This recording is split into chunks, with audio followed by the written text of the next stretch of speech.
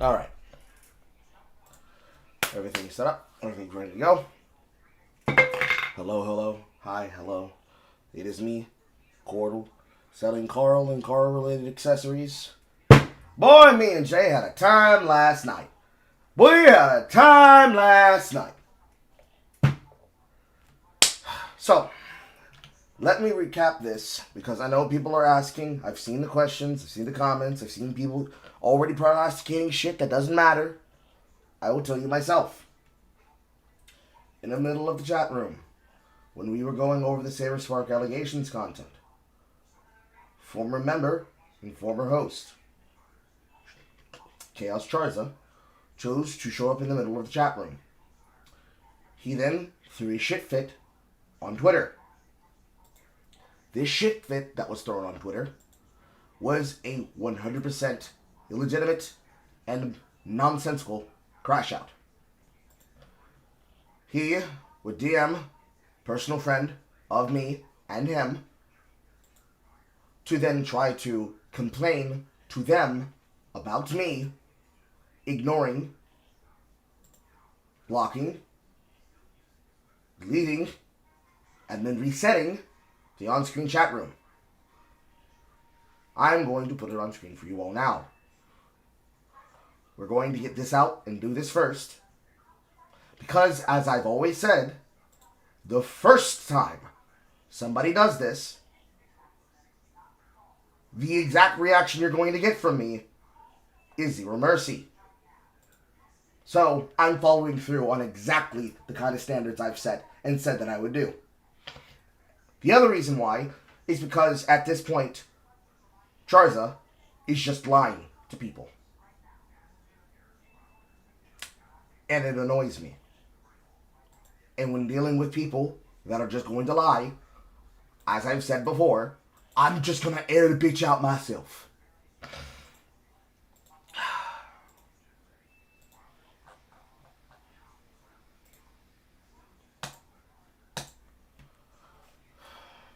The post. Me. Now do Dev Carl. Carl sees my message. Clear screen. Bans me from visible chat. Seriously, what is wrong with him, Jay? Please The fact that he's dragging other people in is even worse. Yes. Now. It's gay. It's very gay. Now, Horror knows this because I was the person who asked her, because this is the exact moment when we did so in administration that we not only banned him and the other person who had been stalking the content for a week long, and I crashed out against because he actively could not take responsibility for stalking the chat, demanding I referred to every single bit of retarded drama that he did.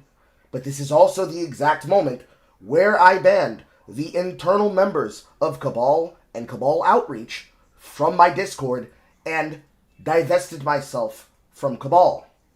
What that means is that if there are other people that are not those people that come from Cabal, that does not mean that we're going to ban you, then dox you, then stalk you, then harass you, then intimidate you, as I quote, as this message read, glaze Dev to get credibility, and then defend Dev all the time on the timeline.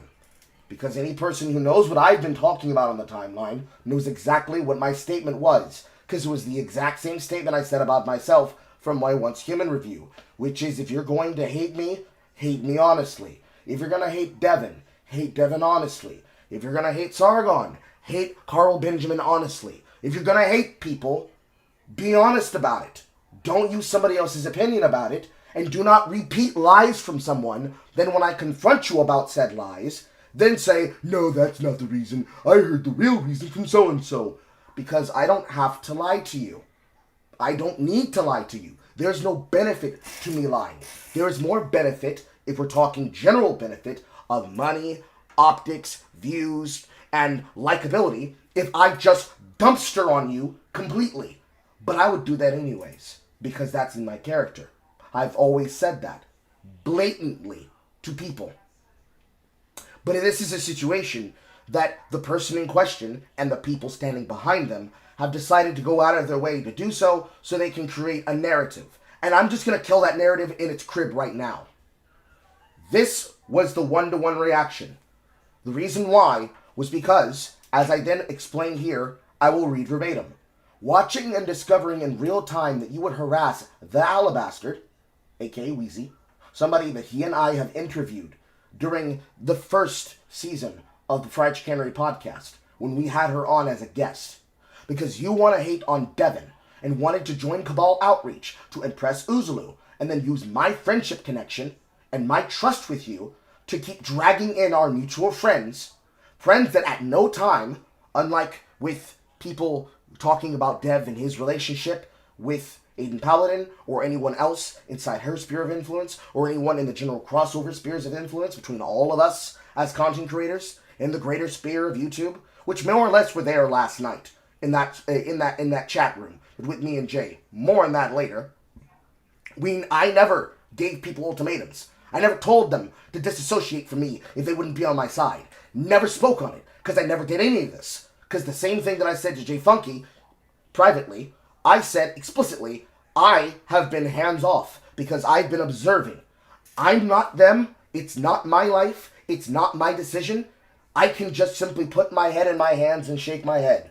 Something that I repeated today in the chat room talking to Dev as he was gearing up to work up to his articles on his sip-in. At no time have I ever behaved the way the people who have been trying to do shit have behaved with me and towards me. This includes Evan Do Things going to my friend Amy while we're live on camera and deciding to hold both of us hostage while he throws a shit fit, demanding to know why he was removed when he knows exactly why he was removed. Because it was the exact same situation, only he was not banned yet from Twitch. And when he showed up on my Avowed content, I saw the exact same, did the exact same thing the exact same way. He was already banned permanently because he lied to me to my face. I then removed him from the Discord, but I either overlooked or forgot to ban him across everything because I do cross-platform bans for exactly this reason. He showed up in the Twitch chat. He decided to create drama and problems. He was removed for that reason. He showed up on the Twitch chat trying to get my attention. He was removed for that reason. He did not notice that he was banned on everything until I banned him from the Twitch, at which point he realized that it was a banning from everything. Same thing happened to... I'm trying not to say his name. To Charza. When I removed Charza from the chat room, I kept going on, business as usual. Didn't make mention of it, didn't make notice to it.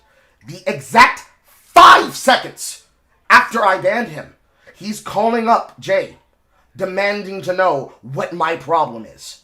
Because people have seen me optically say, you guys just want to have reasons. You guys, not you all in the chat room, but the royal you amongst those that are detractors or haters or serial content stalkers of Short Fat Otaku. Y'all just want to have a reason to attack him. Ironically enough, the exact same 2 people that I had called out, technically not calling out, as I said to the first person, which was, he just happened to be the person I replied to, that individual has already done the thing that I said that he could have been accused of doing, which was just shitting on Dev just because it was acceptable to do so. That's cool. That's fine. Not stopping you all from doing that. Have fun. Live in your hatred. It's not for me, though.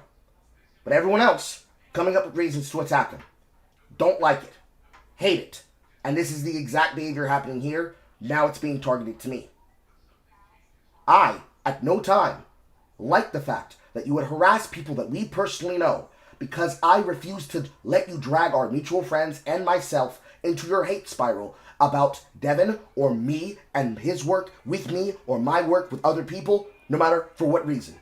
I am sorry that I have failed you when I should have been looking out for you over your shoulder, but I cannot help and save the unwilling because I have seen what you've been saying. I saw what you said.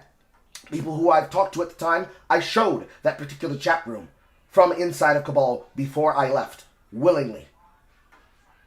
You all are creating a hate spear where you have justified hating Devin, and you are now targeting any person that will get in between you and common sense. Stop dragging other people into shit, take accountability for your life, and look around and see what you've done. Then really ask yourself, why did I block and remove you while I said nothing, and then got your comment off the screen. It's because I wanted to do it as quietly and as peacefully as possible. Because you already knew the reasons why I am not associating with you. But I'm not airing out those DMs. I'm just going to address what you know exists. Because you know the reason why. Because the last time you did this, you also reached to Jay to reach to me. And I told you the reason why. Verbatim. The moment that you asked. What's even worse is that prior to him getting banned, I had this exact conversation with him and told him, you're being retarded. You're pissing Carl off. You need to fucking stop or you're gonna get banned. And he didn't listen. Mm-hmm. Now, to those that need to know specifically the reasons why this was a problem, here's the alabaster. Don't just take my word for it, because Carl's a liar. He's a devious little... Slur. I'm repeating the sentence verbatim, but I can't see these words on Twitch. So everywhere you imagine a slur, imagine the worst slur for a black person or a French person you can imagine. I'm quoting a specific person verbatim. You know who you are. He's just a fucking slur. That fucking slurs, because he's a deceitful liar, and slurs. He's always been like this. Slurs. He couldn't handle it because he just couldn't take the fact that I griefed his friend's books. The Alabaster. TLDR. 2 of my moots were in a slap fight.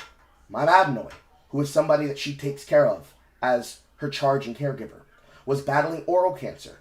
She simply did not have the spell slots to don her hip boots to wade into it, meaning she did not have the energy to get involved into a slap fight between 2 people. Cabal and Cabal Outreach, meaning Uzulu and members of Cabal that are members of Cabal Outreach, the group that likes to go from content creator to content creator to troll them and harass their content, see if they're cool enough to hang out. Exact words quoted live on camera from a person who did exactly this behavior on camera and said, "Oh, I'm sorry, Carl. Am I not base? Am I too base to be in your community and your content?" Went too easy and demanded that she pick a side. And when she opted out, they went after Madanoy with a hate campaign. Charza was a part of this hate campaign. I showed the logs to her. She saw it with her own eyes. I also gave her the back and forth that I had with her the moment she left the server, because it was out of character behavior for her. She told me verbatim who said what, who did what, who was where, and who did what. This was why... I will confirm flat off the bat. I said, putting my 10 toes down, it said, he needs to get banned because this is not okay. Carl was still on the fence a little bit. And I said, no, you need to ban him. This is not okay. It needs to stop. And it happened. I was the one that banned him, actually. I banned him flat out. She then followed it up by saying, imagine aligning yourself with a group of internet trolls willing to send death threats to a man battling cancer because the person caring for him didn't have the mental energy to join an internet slap fight. This is the long and the short of it. I did not sell my soul to get Devin to give me the conversation that we had finally been planning for years to have, because he's always busy with shit and he is not the best person when it comes to following up on things the way that I am. This was not Carl selling out to try and get attention and trying to suck up to all these internet people the same way he is. Did you see how he was sucking up? Did you see how he was sucking up to the almighty Lolly? He's trying to get on their good side. We should go talk to all these other Oshis and tell them to avoid him. I had conversations with people. We had conversations behind the scenes. I kept things private. I kept things honest. I addressed you directly to your face when you did it. And I said the exact same shit to Jay when she was constantly being tagged by you to speak through her to me, because I have blocked you on everything. Because that's the kind of mood I'm in. That's the kind of man I am right now. That's the kind of man I have to be. I'm not siding with you in a never-ending harassment campaign against friends, associates, camaraderie, or just general audiences because you feel so strongly in your hatred to stalk and dox someone that you will go to a place where they specifically put together a never-ending hate campaign to constantly tyrannize him so they can cause life ruination. And I was on the fence Because I did not believe that this is how far you had fallen into that hole. And you know this because the day you came in to try and defend Aerolord, as he was doing that Spurg shit, the living example that we originally had in the rules before we rewrote the rules again to read simpler. Because I always use examples of behavior to demonstrate the reason why I add a rule. You came in to try and defend him on your honor, and I was about to ban you then. Because you were about to stop me from handling a problem that I dealt with for over a week. On your honor, this has all been happening. On your character, this has all been happening. On your actions, this has all been happening. And not a single fucking time did you stand on your business and say, Carl, I'm sorry. I didn't know. I didn't realize. I got too deep in my hate. I went too far. Not once did you ever approach me for a conversation. Not once did you ever apologize on his honor for your actions allowing him to come fuck with me, or on your behavior with your antics affecting me and everyone else around you that wants nothing to fucking do with it. You never tried. You didn't care to try. Just Carl's bad faith. Carl's bad faith. Carl's evil. I do not care whose opinion you got it from. If that is the level that you've gone to, this is far past simulacrum. Okay? I don't have to go off of, I can't believe he's done this, this must be somebody else. This is just who you are now. I want nothing to do with it. Period. It's heartbreaking, bro. Because I would think I should be able to help you in that regard. But you don't care about getting help from people. You're more than happy with what you're doing. As people started saying, this is your internet content daddy. Who's your new daddy? Go live with your new family. I send you my blessing. Have a nice and full life. When they abandon you or turn on you, you know that I will not be there to help you pick up the pieces. Accountability. Take some. That is it. Before I move on, I want to make something clear. Go ahead. Because I know that side of the aisle will talk shit because I'm involved. I don't like Dev. I will openly say I don't like Dev.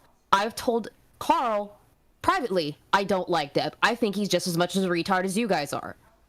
But I'm not going to put him in the middle of shit, and I'm not going to go after anybody else because of it, because I have 2 brain cells to rub together and some human empathy.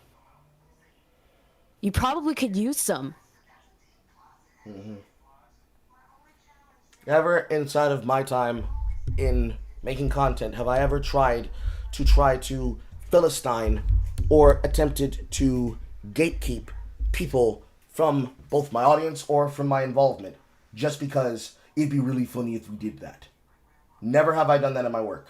There are definitely places that I will not go, and there are definitely conversations that I will not have or I will not tolerate inside of my audience or inside the reach that I have control over. And the reason why is because I know where they go to. I'm not interested in allowing people to just simply shit on people without realizing that there's a difference between words and actions and statements and things that you are harboring for resentment. This has become you all harboring resentment against me because I won't backstab somebody else that I have as a personal friend. And multiple times, I've had people try to come to me when I gave them that take of, you're just going to accept that this is just what you want to do. Like, this is what you guys like to do. I'm not stopping you from doing it. I'm just pointing out the fact that you're acting like the people you claim that you don't like. And every single time I have heard this argument from each of them, it's, well, you don't know what he did to Aiden. Yes, I do. Rebecca's my personal friend. She has always been and remains my personal friend. Even while Devin is my personal friend. I can't do shit with the 2 of them in the same place. Because Devin's a retard, and he acts out sometimes. But I'm not about to speak to him as though he's become Satan. Because that's his choice. It's his life. I'm not his keeper. And I'm not your keeper either, Charza. You're a grown adult. Many of you are grown-ass adults. It's not about how you don't like that he has a problem with Kirsch, because whomever started whatever. You guys can't have public conversations and really talk it through and talk about it. Because if you did, if most of you did, you would come to realize Dev is just a retard when it comes to him talking with his words. I said this the first day that I started that thread. He is cross with his attitude and short with his words at times. And I hate the fact that he is that, because that's retarded. But that's his prerogative. That's his right. I'm not going to stop him from doing that. That's how you maintain a friendship. I'm not trying to control somebody else. You all are trying to control people. Because if they do not join onto your hate train, you will then say they're bad faith. Therefore, they should never be spoken to. And then you set things into motion to stop people from being able to communicate. Literally, the first person that I interacted on that subject, he thought that I was attacking him and using him as the basis of an argumentation. They were off to the races assuming something that I never said.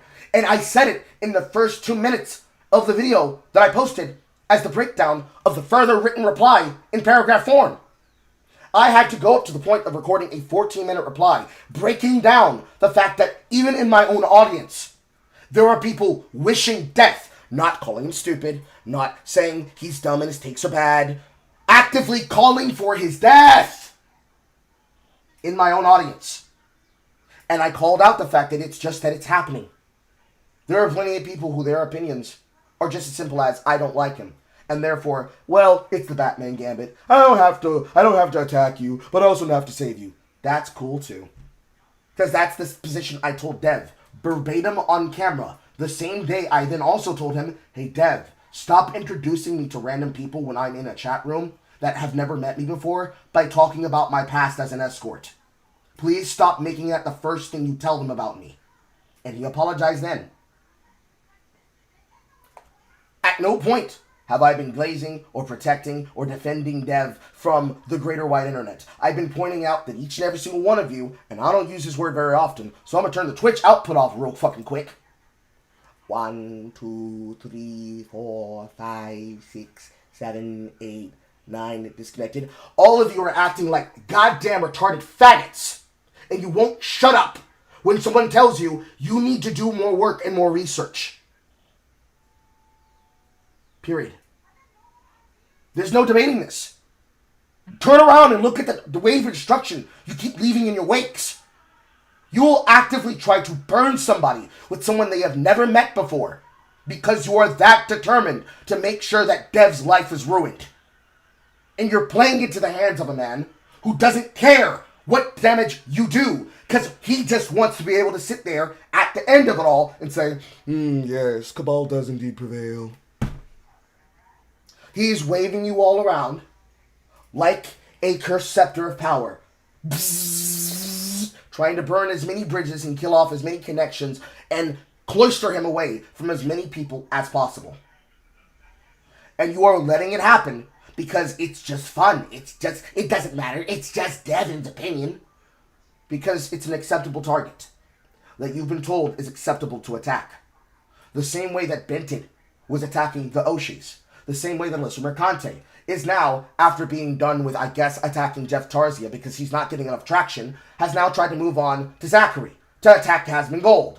And Hasman Gold, giving the exact same crash out response that I did when we went over the journalists getting uppity again, is the same shit I'm repeating to you all now. You are acting exactly as them. You're being cancel pigs. And you can't stop because it's too fun. You are trying to deny that it's those reasons. Some of you will quote Kirsch's reason. Some of you will quote the crash out from Pippa. And you'll repeat the die of fat, die of fat, die of fat. You're so caught up in the sloganeering that you don't realize that many of you were repeating outright lies. And I actually have seen people in the DMs, or rather in the mentions, when somebody comes along and says this. I've been seeing people showing examples of Dev saying things, and I've seen examples of where the Oshis have said things that play into that entire document that I read on camera of that situation involving people like Dragon Fats Deposits, which was the moderator that was responsible for the kickoff of that drama that then led to the issues between Devin and Kirsch. Let alone all of you that have been using Pick-A-Me as a cudgel to attack Devin over Hardwood's legacy. There are certifiable, legitimate things that you can make fun of Dev for and mock Dev for having been either morally or optically or even consistently, literally, factually wrong about. But the problem that you're having is you keep using them to constantly wage a never-ending slow trudge war to try to cause life ruination. Many of you think that you're not, but that is the goal of Cabal. They want life ruination. They want to torture him, and they want to use you to do it. It's not everyone, but it is in fact Uzlu's goal. Period. Flat out. He stated it as such.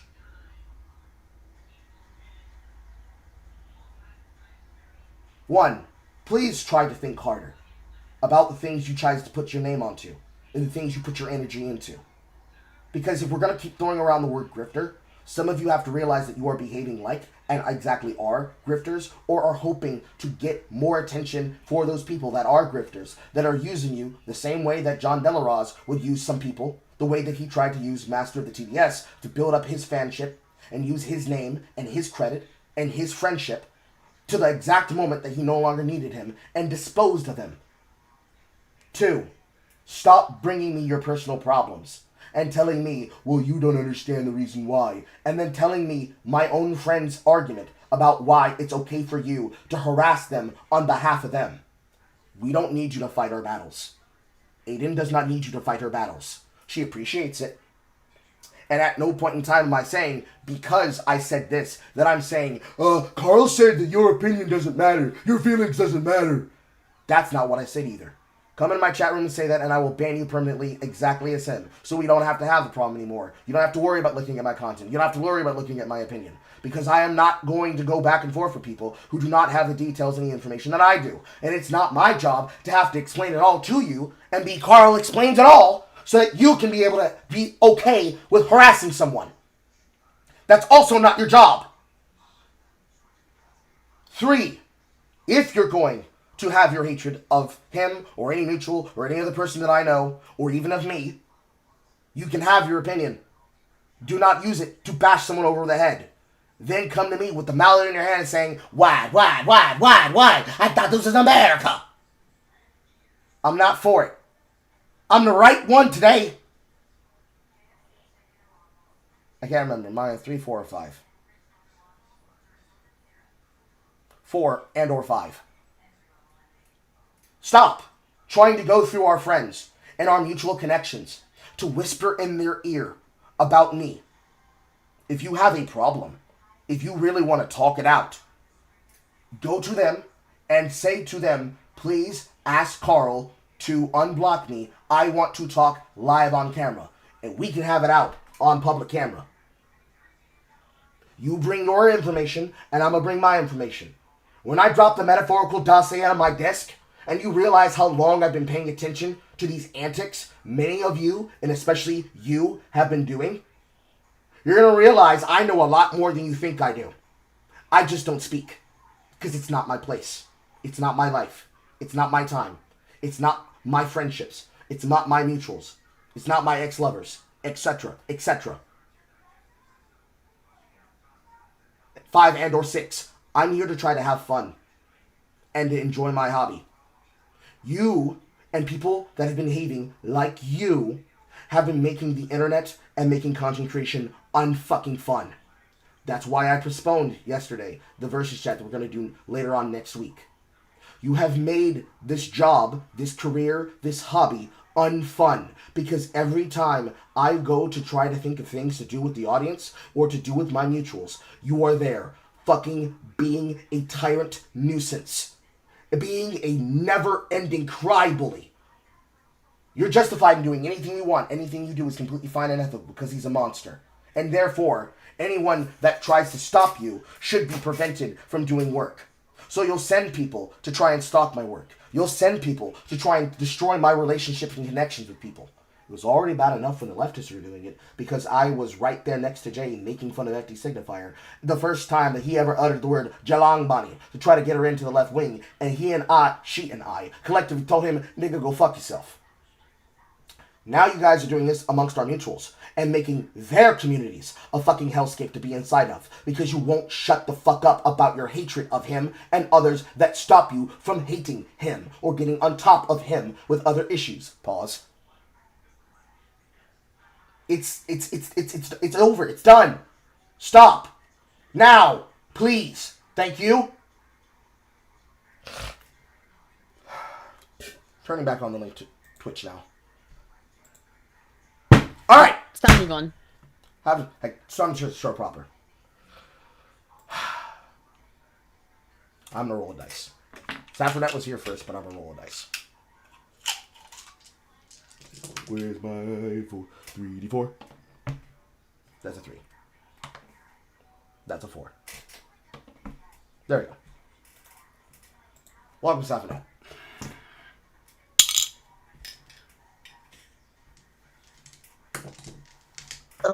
Hello?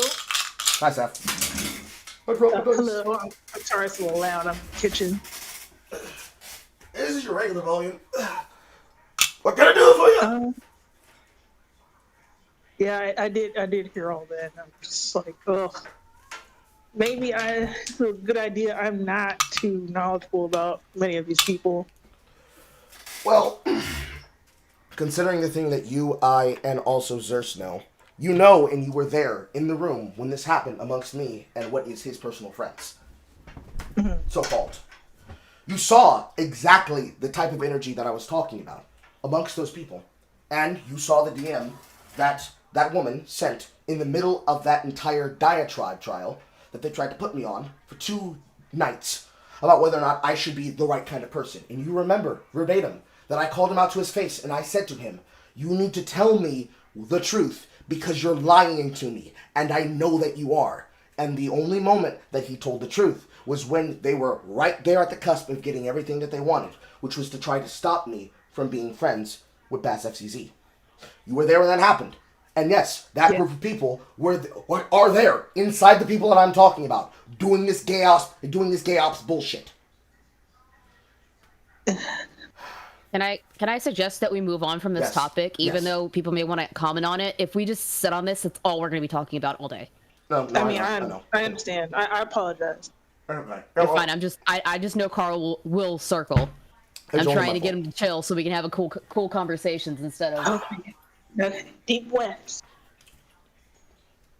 Deep kicks.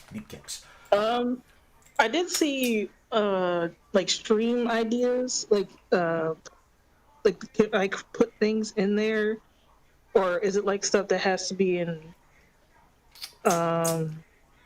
Printing Press Express first? The way that we've set it up now, Printing Press Express is pretty much the direct place where everybody will post the things that they see, the topics to talk about. And then I sort through those, and then I select them for versus chats and Carl at home myself in a much cleaner way. Because the format of podcast ideas was not helpful, because I was getting lost in the reads trying to pull through things to find what I needed to find to cover said topic. So, it still functions the same way that we've always used Printing Press Express. It's just now all of the topics that would have been in those sections that would have been for entertainment and gaming and political content or political content creators and their opinions now is going to exist all together inside of Printing Press Express, so that it can then later be pulled through and put into those other sections that only us moderators and higher administrators can be able to see. And now those other channels that have been moved down to the level of the Afro Parlor now exists as a place for you all to just talk about it freely amongst yourselves, rather than needing to put it in the newspaper style breakdown, so that I can get the greater context in one glance, rather than going down a timeline of conversation. Does that make sense? TLDR, Printing Press Express is for the greater server. The stream ideas and the like are for the higher level personnel to throw like stuff Carl will see faster than having it buried in Printed Press Express. Okay, I understand. I did see one topic in there regarding like the fiction is reality. I'm like, damn, it's been 10 years of this shit. Excuse my language.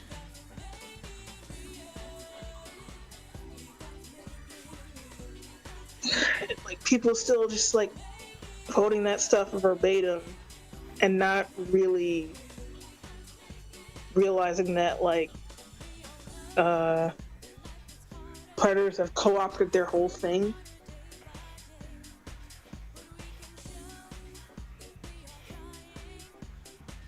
I mean, this has been the case for the longest time, right? They've always co-opted movements that they get involved into, especially political ones. So they'll just repeat the same talking points and the same narratives, knowing that that is argumentation that can then be used by them, and then they'll say, no, they're not that big of a problem. No, they're an anti. They would never do that. They would never talk to a minor in a sexual way. They would never. It's more or less cope at this point, because we all know it, we all have seen it, we all have seen how the language is used. They are fully aware of how dangerous it is. They just do not care, because they do not perceive it as a problem, because it is their political side that is doing it. Therefore, they are innocent and good little bebs that would never do such actions, because they're ethical in how they choose to go about doing it. Yeah, but this is like shipping shit. Like, it shouldn't be political in the first place. Mm-hmm. This is how it works. It's like, I mean, people used to have flame wars about like whatever ship was canon. Now people turn into a whole like moral ideology thing, and when people just tell them like, dude, this shit's not even real. It's like it's not even involving real people.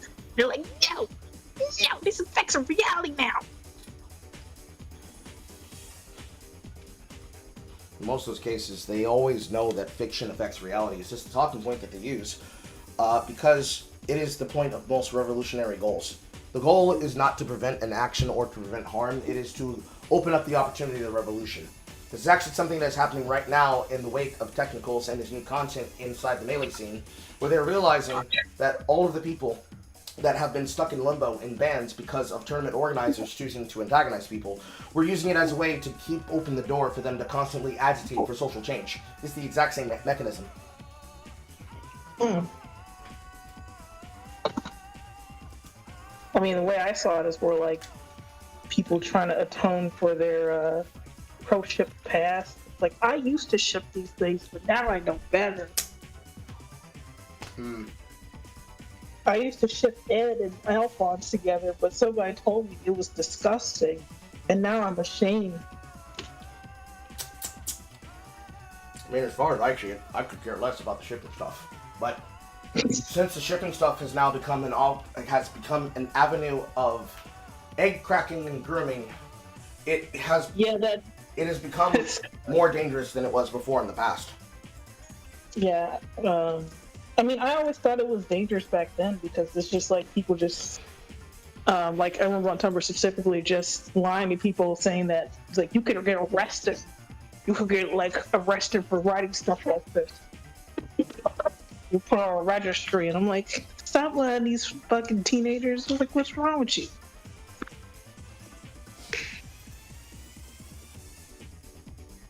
And I remember like it was like a tweet from a long time ago, and I don't know if it's still there, but it was like, oh, the people who made those fan fictions of like Kingdom Hearts characters, those people were nonsense. I'm like, those people were teenagers. Why are you calling them nonsense? Just regular Danganronpa movement.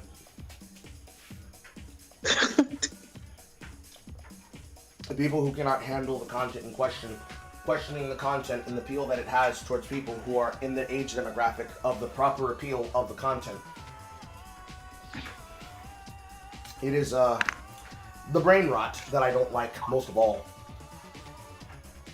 Normal children doing normal children things, even if it is weird in the way in which it works because of how stunted some of these kids are now going to become. Of course, yeah.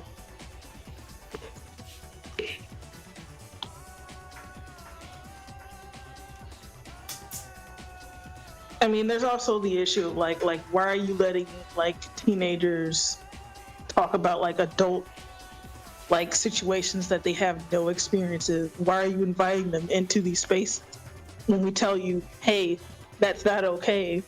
We don't want kids in these spaces. They should have their own spaces where they're talking about their own things. But you keep inviting them in and then wondering why there's a predator issue. Yeah, that's the social, that's the social agitation element. They constantly agitate for them to be involved because then it allows them to have the better time to normalize in their mind the kind of group socialized behavior that they're doing, so that they will then impart it onto other children. Let alone the adults doing it to the kids. They teach the kids to do this like it's a cheat code to control people in the world. Then they behave that exact way to themselves in their own spaces and communities separate from the adults, so that the adults will have imprinted their issues, their problems, and their tactics onto them. So they'll do war for them without them having to be directly involved. Yeah, it's just shit, just crap I hate, man. I think the worst of it is the fact that the majority of the people that are doing so are also Reddit moderators. Because since they have... no, I'm serious. Since they have the ability to just simply do something like find a subreddit that you're a part of, ban all the moderators from that subreddit, and then close the subreddit because it has no moderators, if they know that a group has more power or interest or influence than they do publicly, they can just kill an entire community or a movement dead, and then use it to embolden their own.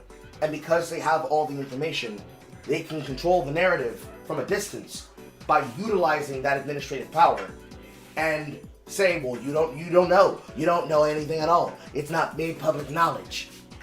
Knowing that they will not be questioned about it for as long as they can get away with doing so in a way where the optics are not revealed, unless somebody else amongst their number brags or blabs about it in a place public enough for somebody to record it.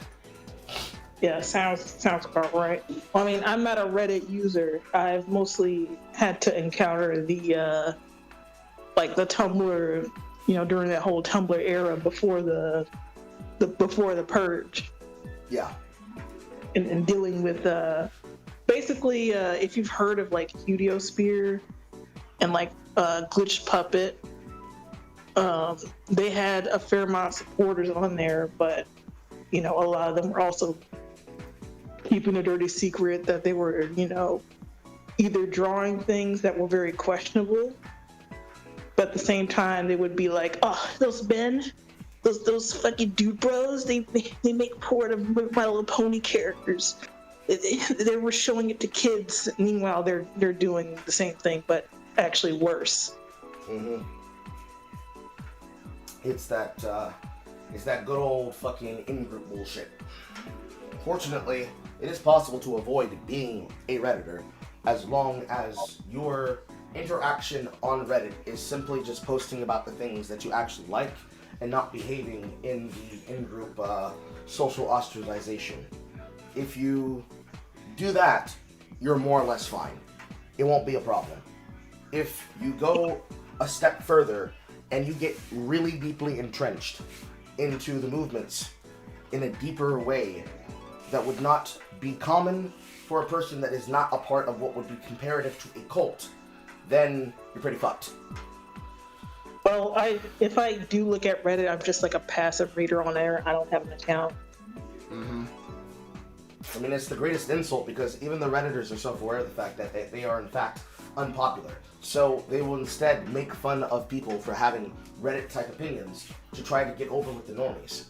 Because most people do not know what actually goes on most subreddits now. In most cases, you'll be lucky if the worst that you have is a player base that's just known for being fucking elitists. The worst that you have is when you have members of the company that are actively monitoring the conversations you have and are stopping you from telling the truth about something that you actively have proof of. Because as long as they see your thread in your post and then they delete your post and then ban you, they can be able to say whatever they want as a narrative to disassemble whatever movement you could create from just telling the truth about something that you actively know. Honestly, Reddit is the first website that should probably go in terms of relevance, but it is what it is. It's a place to post new content communities and new opportunities in the content community to spread your joy about a new piece of content or a new game being made. Like, when I started using it again to post for Once Human, that is one of the better times where you can see the actual joy of the internet, because since it's a new frontier and it's a new space with a entirely different kind of sphere of influence and type of user, separate from the normal Reddit or Janny, it is a place where you can actually have conversations and fun. But it only becomes unfun if you're not able to retain that, and then the people who are known for trying to control it then end up dumpstering it. For the most part, most of those people have been dealt with because they have the ability to post on the subreddit, but they do not have the ability to play the game. Because they were just doing the same behavior that they were known for doing in all these other games and communities, and NetEase said, take a 10-year ban. More or less. They've been starting to ratchet up more and more, because it's become a problem in every community. It's not just what happened to me or other users that were in that server with me during that time period. It's just been happening everywhere. People destroying the server, destroying the common areas of the server, overloading the common areas of the server to the point where their vehicles would despawn and they would lose the setup of all of their vehicles or their build designs simply because it was funny for them to do so, whether it was by targeting the person or just by griefing everyone collectively. In the Prime War servers, where the communal space is to be built up with other people to defend against the enemy, they had to change the code of how it is saved by Wheezy. They had to save the code and change it based on how it used to work, because there were people that were exploiting that feature to basically prevent people from progressing in the community event. Bad enough that they had to change like various necessary background parts of how the game functions, down to the for effort, not for pay, not for pay and play and win, not for pay to win factor, but for effort content in the form of Sarkrom, because of how players griefing them in this way basically nullified the ability for the player to get stronger. Because without the ability to do these activities that required these shared spaces that other people were griefing, thus preventing them from taking part in said activity, was basically just locking the server down and making it an unplayable state for 45 to maybe even the full 65 to 70 day period at which it was up publicly. So it's like, you want to play on the server, but you can't because one person decided it was going to be really funny to protest against the game and use your server as an opportunity to prevent you. It's not something that we've seen in games recently of date, because most of them tend to be at least MOBA style, if not infiltrator shooter style. So instead of it being 100 players in a server, or X amount of players inside of a server, playing asynchromatically, and then when they are online at the same time, taking place in 40 plus man raids. Instead, it was at most 4-man squads. You know what I mean? Mm-hmm. I understand. So it was a dynamic that NetEase didn't really know how to deal with, and they just took in player input. I submitted my reports, I submitted my logs, I submitted my VODs, I gave them full breakdowns of the VOD and what was happening.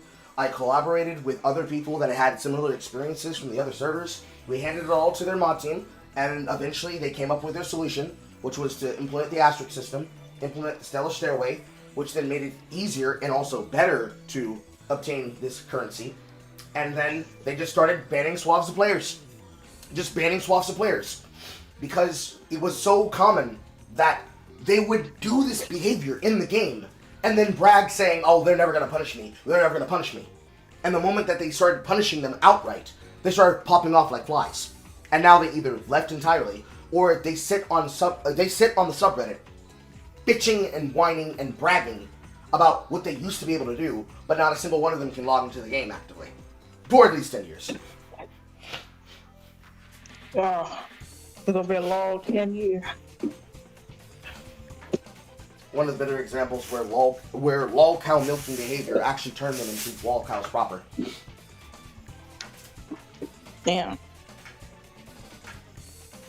Well, kind of get back to where I was talking about. This is gonna get into like weird sexual shit, because I was talking to another mutual about it, where I I said something along the lines of like I don't exactly trust people who like loudly announce the specific fetishes that they don't like, because I've had to encounter people that were who weren't exactly honest about, you know, what they actually meant. Mm-hmm. Because, you know, I understand there's people who don't like sex and don't have desires for that thing. Like I've encountered like, oh man, this is probably dicey. You know how people kind of use asexuality as a label? Yes. It's going to sound very, very rude, and I apologize. But I feel like the way some people use asexuality is to say that I'm not a slut like other people. Mm-hmm.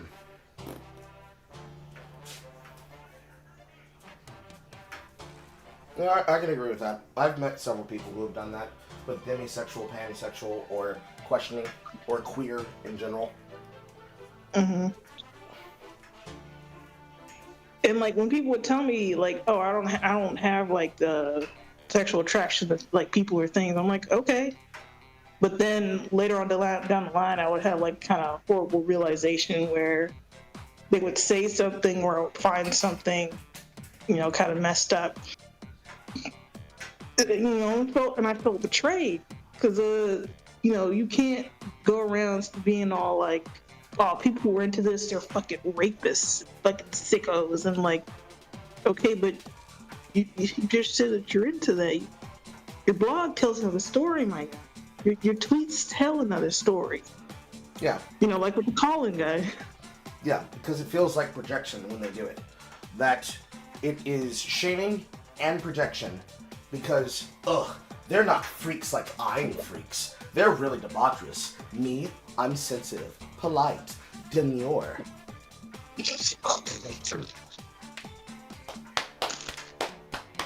But thank you for talking to us about this, Saf. I appreciate it. Anything you'd like to say before you leave? I mean, I haven't had any like topics that I've seen to post about at the moment. I was gonna mention like people were talking about the Omegaverse, and I'm like, oh no, it's kind of reaching containment, isn't it? Can you actually explain to me very quickly what the Omegaverse is?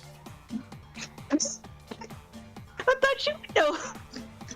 I thought I knew, but just for my sake, can you give me like a 1 to 2 minute breakdown of what it is? It's like people who like are deep in their base instinct as animals. Okay. And they have a hierarchy. It's basically furries without the fursuit. No, that's not true. Yes, it is. It is literally that. Oh, I'm an alpha. I'm a wolf spirit inside of me. Blah blah blah blah blah. That's literally what it is. So it's two spirits with You laugh because you know it's true. So it's two spirits with extra steps. That way though. I'm sorry. So it's two spirits with extra steps. Yes. That's really gay. It's very gay. Well, here's a little breakdown I've seen of it. It's a subgenre of fan fiction and fiction that features a dominance hierarchy among humans, similar to canids, with alphas dominant, betas neutral, and omegas submissive. It's literally where that whole red pill shit originated from. And they don't want to admit it. Uh-huh. But it's like I've seen it mostly in fan fiction and like some romance novels. That series that Jay covered, the short series? Yeah. That. I see. And it's very it's linked with impreg. I'll just say that word. Okay. It's people who watched Underworld and Blood and Chocolate and got way too into it. Oh no! Come on! Look, we all know about the Satin Surrender shit. It's a offshoot of that exact same writing convention. I've seen the women that are picking up those books inside of Barnes and Nobles. When I went to Barnes and Nobles with Star and Kasog, Oh no. I can see who has the vision, and I'm judging you all quietly. Like, there are definitely people that could probably handle their fucking smut better than others. But what I've seen of people talking about this Omegaverse, you'd think that they were talking about something inside of Second Life. Oh, they take it to that too. That's an outlet.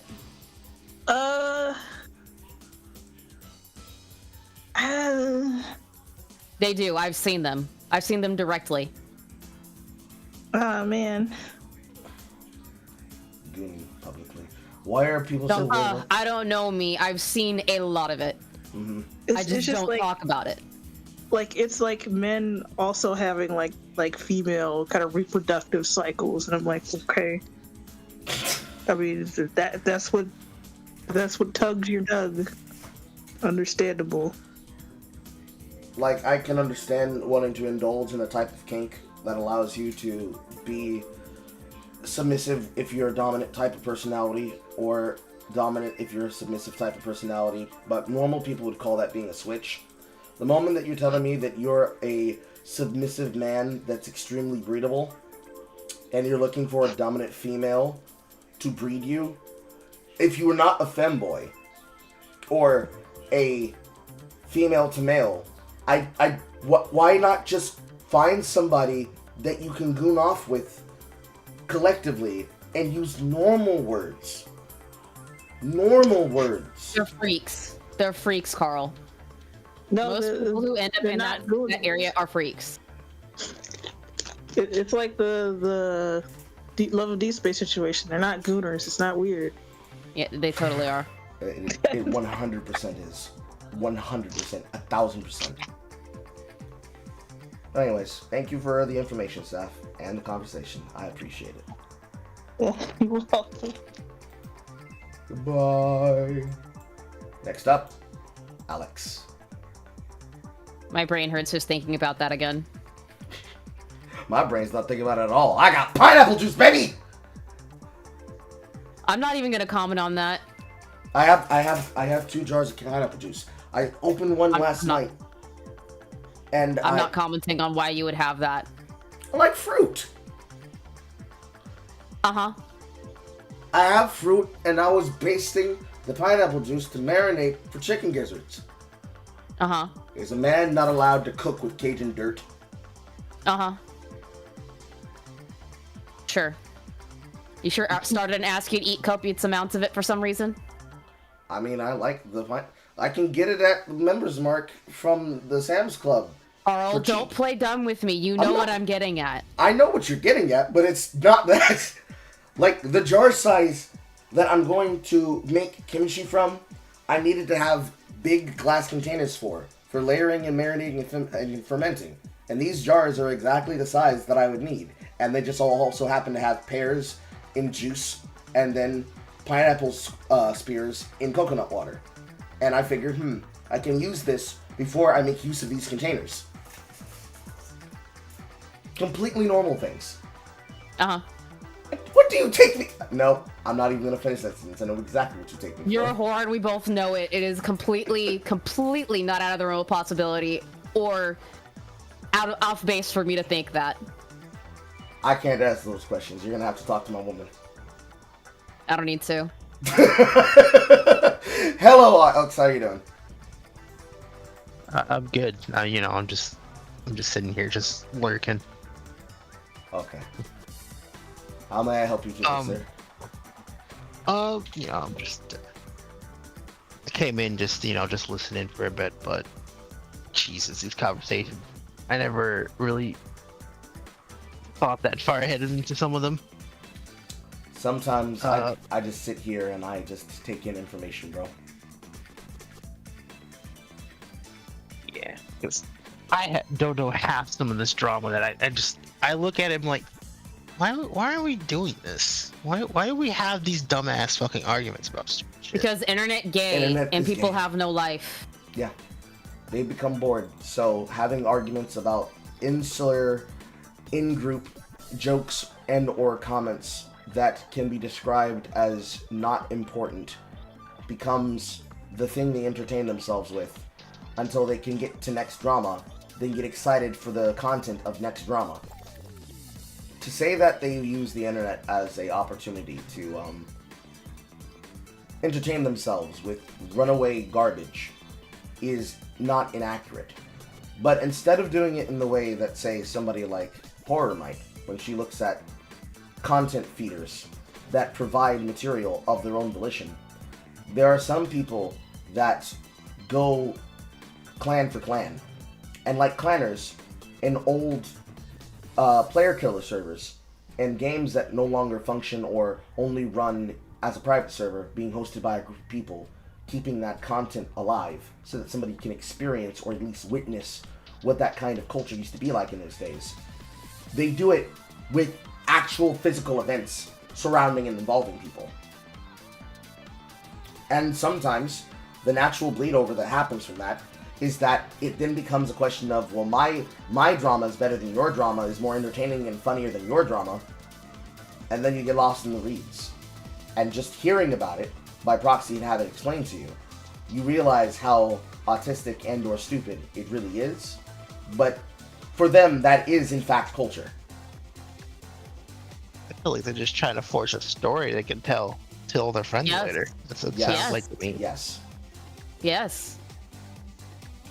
It's something that has become more obvious as we have approached this current future that we exist in right now, as YouTube and Twitter and Reddit, and occasionally, whenever they're relevant for it, 4chan, and whenever they're relevant for it, Kiwi Farms, and whenever an insular group that's closer to the deep web than the dark web, like that of Doxbin, or any other group or any other community featured around a content creator that is relevant to the drama or relevant to a happening in the drama, can be brought about. It has become common for this to happen because at the minimalist form, it becomes a type of entertainment that you can tell other people about.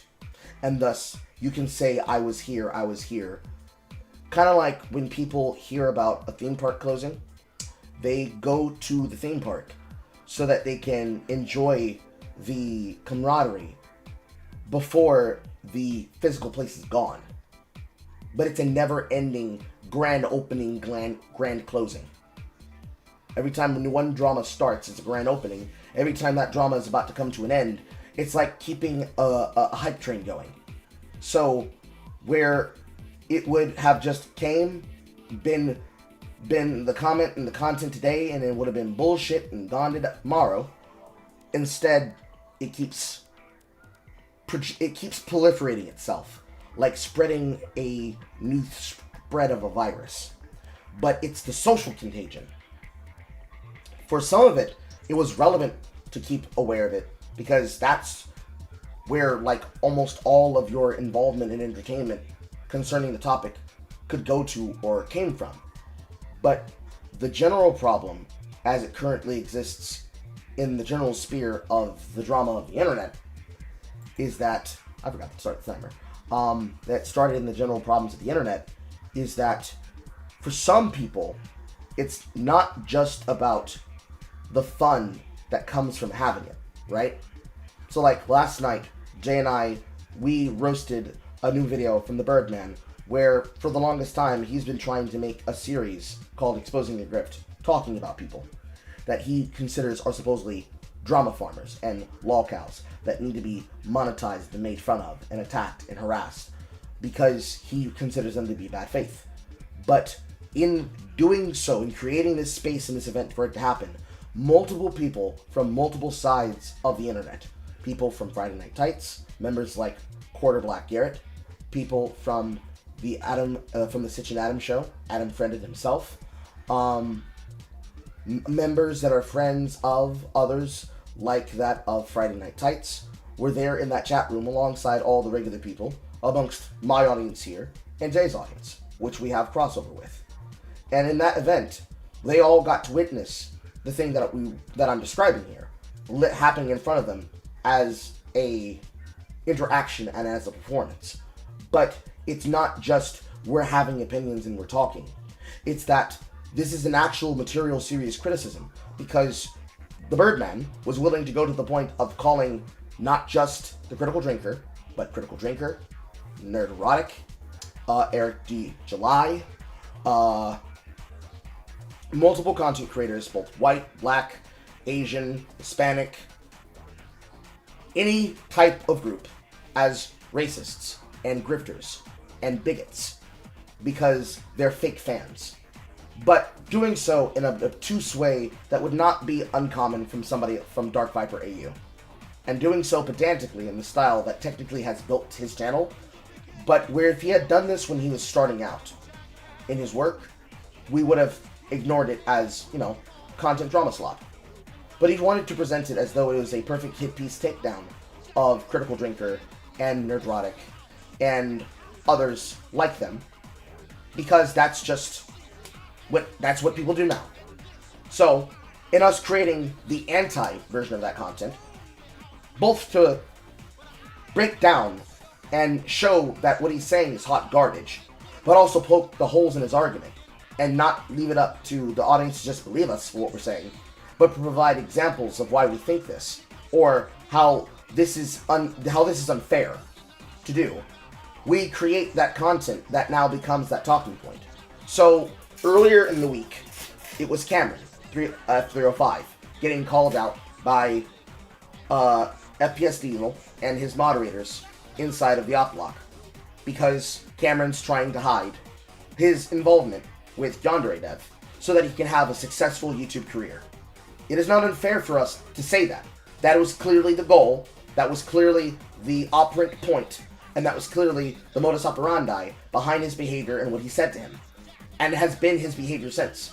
All of his antics, or his defense, has been to protect him from the consequences of people thinking he's lame, gay, and cringe, and he's trying to hide his past. For the same reasons anyone would want to protect themselves and their identity and their brand and their business opportunities, because that's how the audience can be turned against you. We've covered things like this on the channel. We've covered events like this on the channel. In the case of the Birdman, this is him using his audience and then his clout to create the same output. And by us doing the opposite of that hateful content, which is to just simply create camaraderie and fun where necessary and where allowed, you're giving people the chance to be a part of that thing, so that instead of, like, say, the OnlyFans crash out from Pirate Software, instead of hearing it on the grapevine, they can see the thing happen live in front of them. Because some people, they wouldn't know what to say, because they have jobs, they have lives to deal with, right? Their job isn't content creation and living in drama. And at some point you could say, yeah, we're all just making the same type of content, we're all part of the problem. But at the same time, we feel reason to say something, because it's no different than being bullied by a crybaby. Somebody trying to destroy your business, trying to treat you unfairly, and then justify the reasons of being treated unfairly as, well, this is what we would do to anybody that we consider to be bad. It's like, okay, if that's how you really feel about it, that's fine. But here's what we're going to do instead. And this is just how things have become on the internet.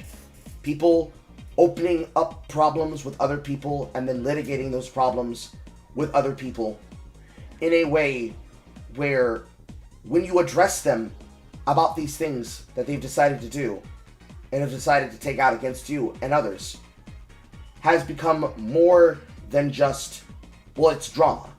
It's personal. It's become a part of their personal life and how they feel about people doing it to them.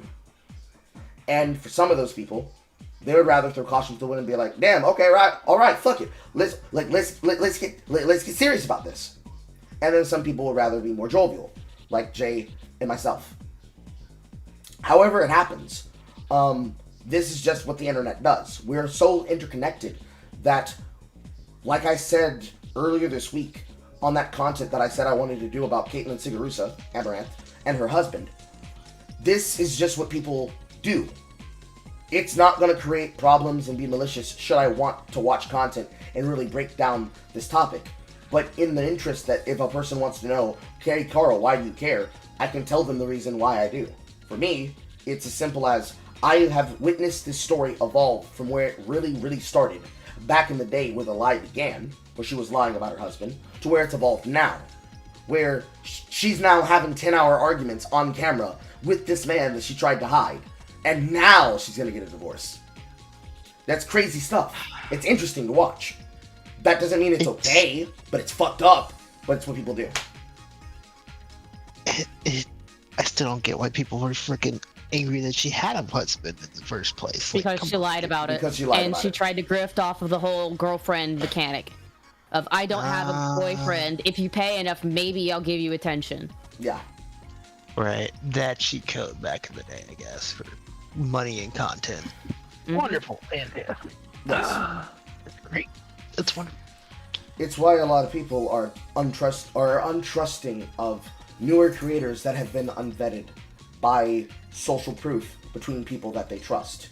Because you have no idea if this is just an unironic, true, actual grifter, like John Delaroz, appearing out of nowhere to join your movement and use this to get attention, money, opportunity for himself.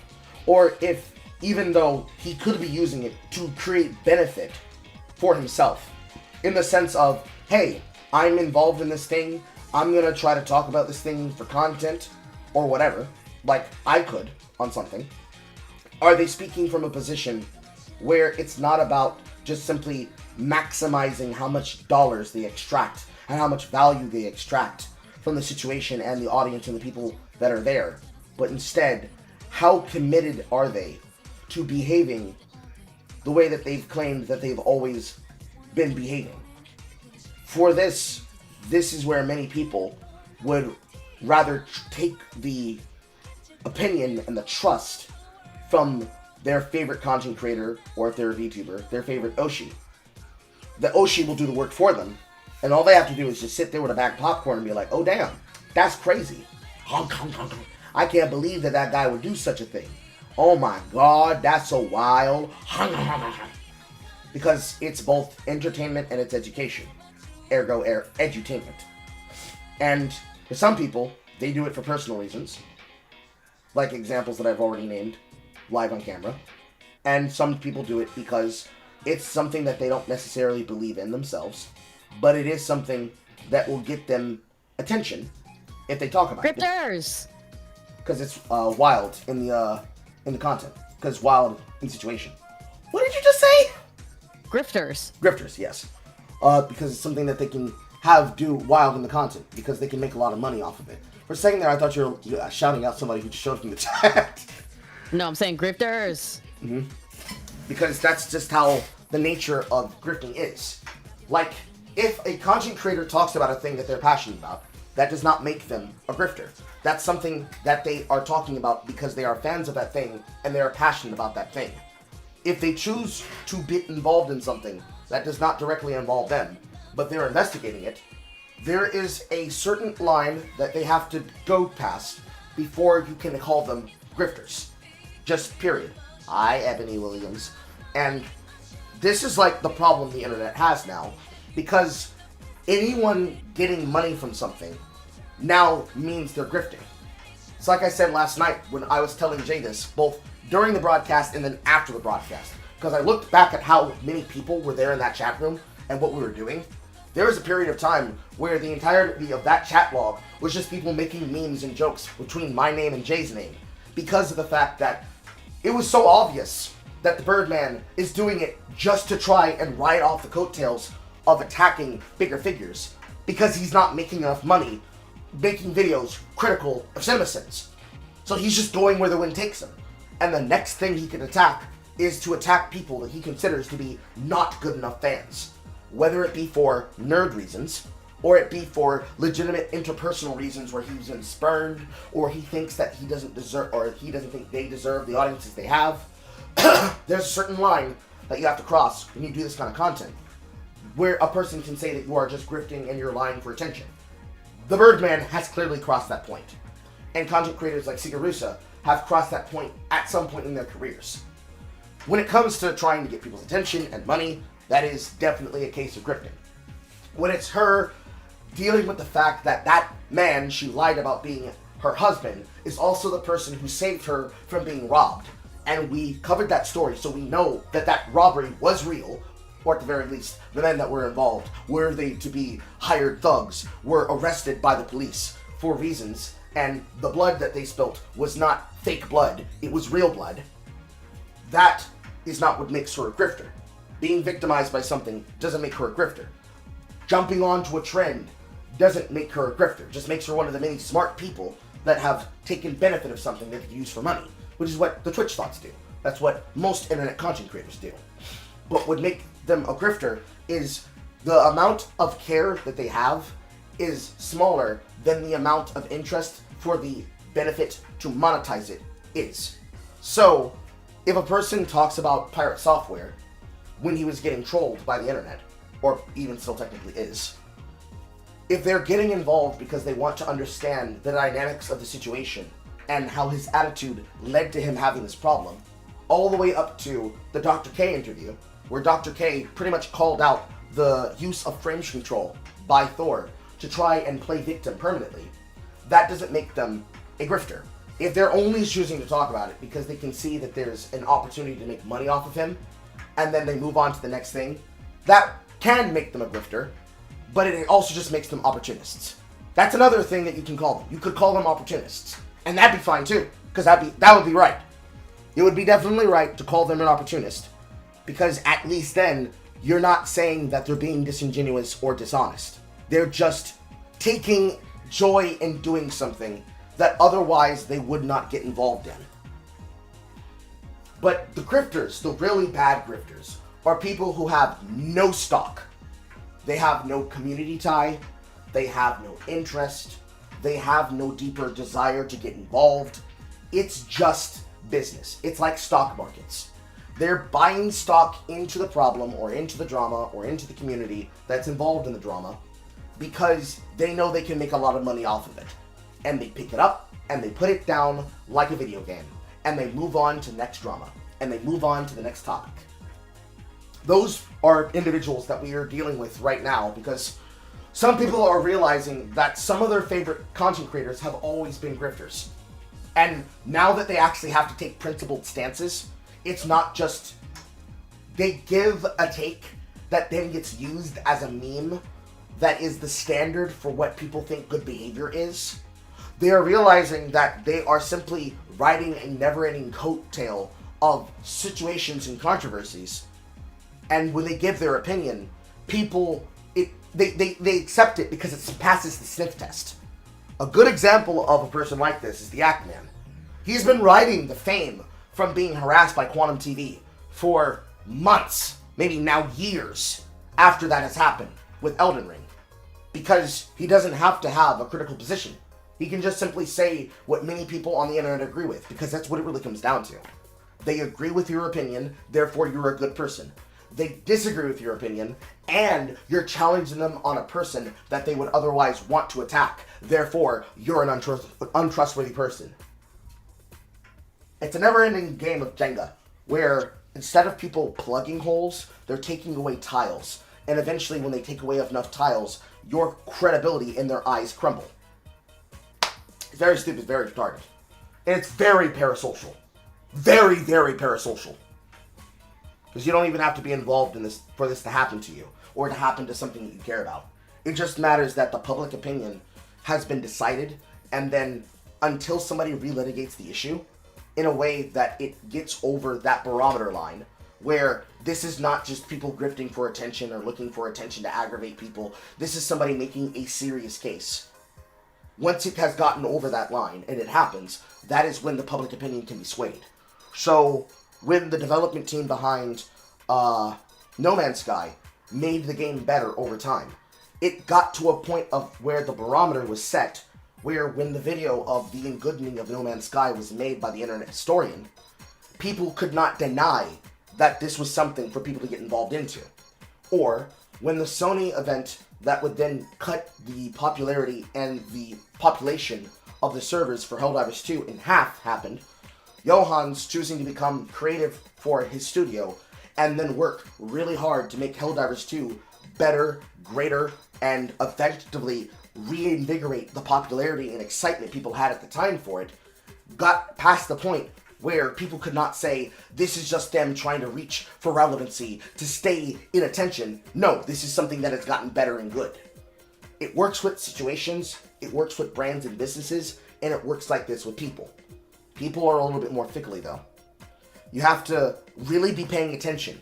But of course, this is where the internet comes in, and where it's like, you don't have to pay attention to the people who do it for you. But again, this is where people then start taking and putting in their own personal opinion, and they start editorializing about something. Then when you have that many voices happening at the same time, you don't know who to listen to.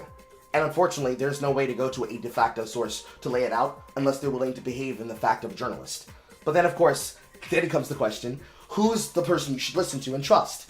Who's going to be the person who's going to give you the most unbiased, truthful breakdown of what happened? Kind of really hard. Because you're a grifter if you do this. Everybody has an interest. So usually the answer becomes nobody. Nobody's trustworthy. And you just have to take it with a grain of salt. Which is honestly the best position Or you can just take. make your own, come to your own conclusions. Usually it's that way. Because Yeah, if that's you're what I'm saying. smart, you'll take certain opinions, pick out the facts from them, actually would tell what's fucking real and what's not. Mm-hmm. Hold that So it's thought. not too Just one hard to second. tell who's lying or Hold that thought. not. Just one Just second. like comparing facts with one another. But at the same time, it's just like you're still having to go and deal with all the nonsense. Yes. So it ends up becoming that kind of situation when it comes to drama, because you have so many eyes that it's like processing a Rashomon film, and when you have multiple of those eyes also belong to the content creators that are watching the event, then you have, okay, I saw a thing happen, but I want to go to who I can trust to give me that opinion. If a person comes to me, I'm one set, or technically two, if you count my glasses, of pairs of eyes watching the event alongside everyone else. So is horror. So is other content creators like Short That Otaku, or Aiden Paladin, or Adam Friended and PSA Sitch, or collectively them together, Adam and Sitch. You have multiple eyes and multiple points of view of the situation. And multiple people then get the ability to then recount the information that they saw from that position and from the people who did the investigation to figure out what they want to know. So then, through that methodology, this then leads to the social proof. You don't have to take my word for it. You can just go watch this piece of content. They did it verbatim, live on air. There are multiple people who watched it when it happened. It disseminates through the audiences. It disseminates through the culture by word of mouth. And then you can figure out who's being honest and who's not. There's no reason that I would have to lie about the content that's inside of his content, because when breaking down and giving my opinions like I did last night about the Birdman, I, at one point in time, was a subscriber. I watched him grow his channel, and I watched him use the same techniques, the same tactics, and the same arguments that he tried to use against Critical Drinker, against Nerdrotic, and against Gary of, or is it Jeremy or Jeremy? I think Jeremy is DD Cobra, against Geeks and Gamers that he tried to use against people like CinemaSins. I know for a fact that that's how it works. So, if I'm gonna call somebody something, like a grifter, or a clout chaser, or a clout shark, I'm gonna know whether or not they actually have skin in the game. Because usually that's how you know if a person's truly in it, you know? A fan has no reason to lie about their fandom. They already have passion. For some people, they're not the right kind of fan. And in that content last night, that was clearly the point being made by the Birdman. That these three content creators are not the right kind of content creator. Because they don't actually know what they, quote, should know. And they use words incorrectly, or they use the layman terms of these words incorrectly.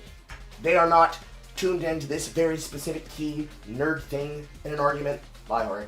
They're uninterested in these details that somebody like him would be interested in. All of these matrices to basically say, you shouldn't trust this content creator, they're not good for you. And in some cases, it becomes a popularity contest. Much of the drama of the internet can be considered that, a never-ending popularity contest. But in people's spaces, especially for what we were doing, it really just comes down to what are you trying to accomplish and what is the point you're trying to make. The point he was trying to make is that there are belligerently hateful people because he does not like the conventional writing of current Hollywood that elevates minority status characters to being a portrayal that makes them very much a dislikable character. And by saying such about characters like Really Williams, that makes somebody like Nerdrotic a unironic, hateful bigot comparative to the Westboro Baptist Church, because he takes that dislike of the character as a dislike of all people that character is meant to be inspirational to, which in the case of Riri is basically black females, where if they're loud, if they're prideful, if they're quote uppity, if they try to reach to do something that is meaningful, familiar, celebratable, and or iconic, that is comparative as saying you should go into the mud, you moon crickets, or any other kind of slur that you can think of to insult people, which is not what Nerdrotic does or what other people do. It's pedantic at best. It's bad faith at worst. And it's done in such a manner where he says it matter-of-factly, as though we're supposed to just take his word for it, despite the fact that he's so interested in that, but he also doesn't want people to speak whatsoever. And that's just not going to fly on the internet. You're not going to tell me I need to shut up because you say I'm a hateful bigot. So, that's more or less the long and short and the rub about shit like that. It's very autistic, it's very stupid, it's very dumb. It can go to really dumb places. It doesn't mean that it's always stupid. There are some things that are deathly important so that you can handle and deal with them appropriately, which is half of what I was doing earlier. But sometimes it needs to be done publicly because that's just how the discourse works. So when a YouTuber does bad behavior, when a content creator on the internet does bad behavior or commits a crime and everybody sees them do it, it is definitely important that we all get on top of that and we make sure they're held accountable, because you did it in front of a live studio audience. Like, what do you mean that people are lying? We're not lying. We know what happened. We saw it with our own eyes.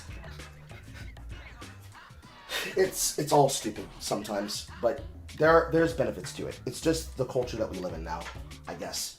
I am somebody who's very exhausted by it more than others because, you know, I like to do fun things. I want to have fun things. Sometimes some dramas are not fun. They're just boring. It's cool that it entertains somebody. It doesn't entertain me, but I'm not going to take the joy away from them for what it is. But, you know, that is what it is. Yeah. It's really, because I could just tell in real time how degraded it just got over time. Because I wasn't around on the internet during the early days, but I was around when like Leafy was here, and like that drama sphere, but I wasn't really paying that much attention. Realistically, when it comes to the commentary drama sphere, especially the people who popularized making content that could be comparative to bullying, which is what people said Leafy's content was comparative to, that sphere of influence where people just basically gave their unfiltered opinion about something going on that they witnessed, that has become the majority of what the commentary sphere and commentary community is based on. But instead of it being, I'm going to talk shit about this kid and their dumbass opinion, it's instead, I'm going to talk about this big drama that's happening somewhere on the internet that happens to involve people whose market value is several magnitudes above my personal interest and my personal viability of content.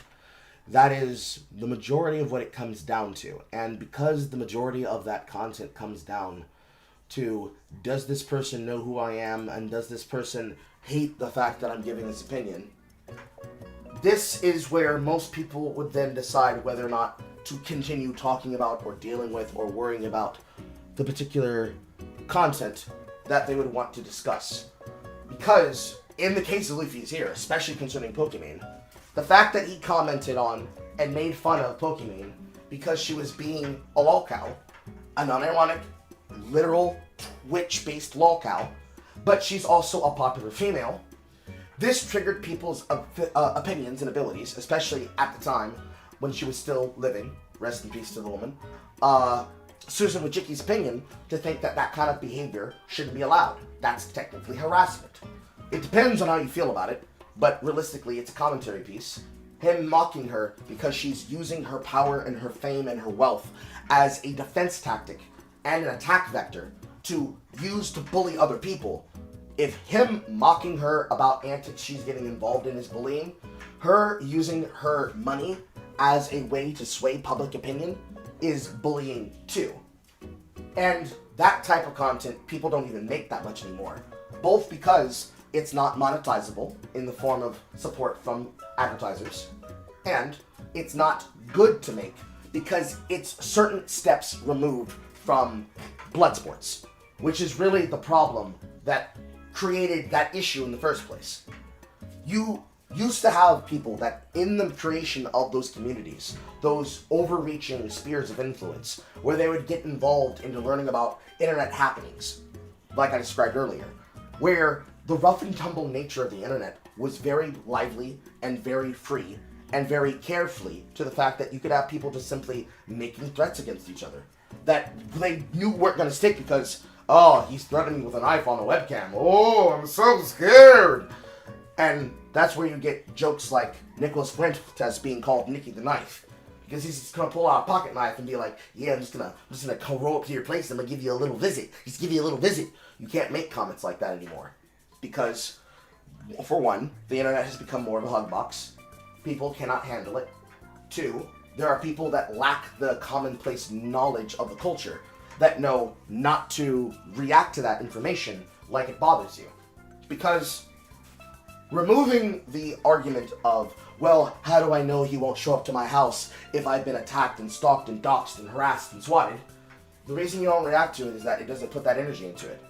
If you complain, if you bitch, if you whine, or rather, if I use Asmund Gold's argument from the other day when he was speaking back against Alyssa Mercante, if you are a chicken and you bleed, you will be pecked to death by the other chickens. The way to avoid being pecked to death is to not bleed. All of us receive harassment.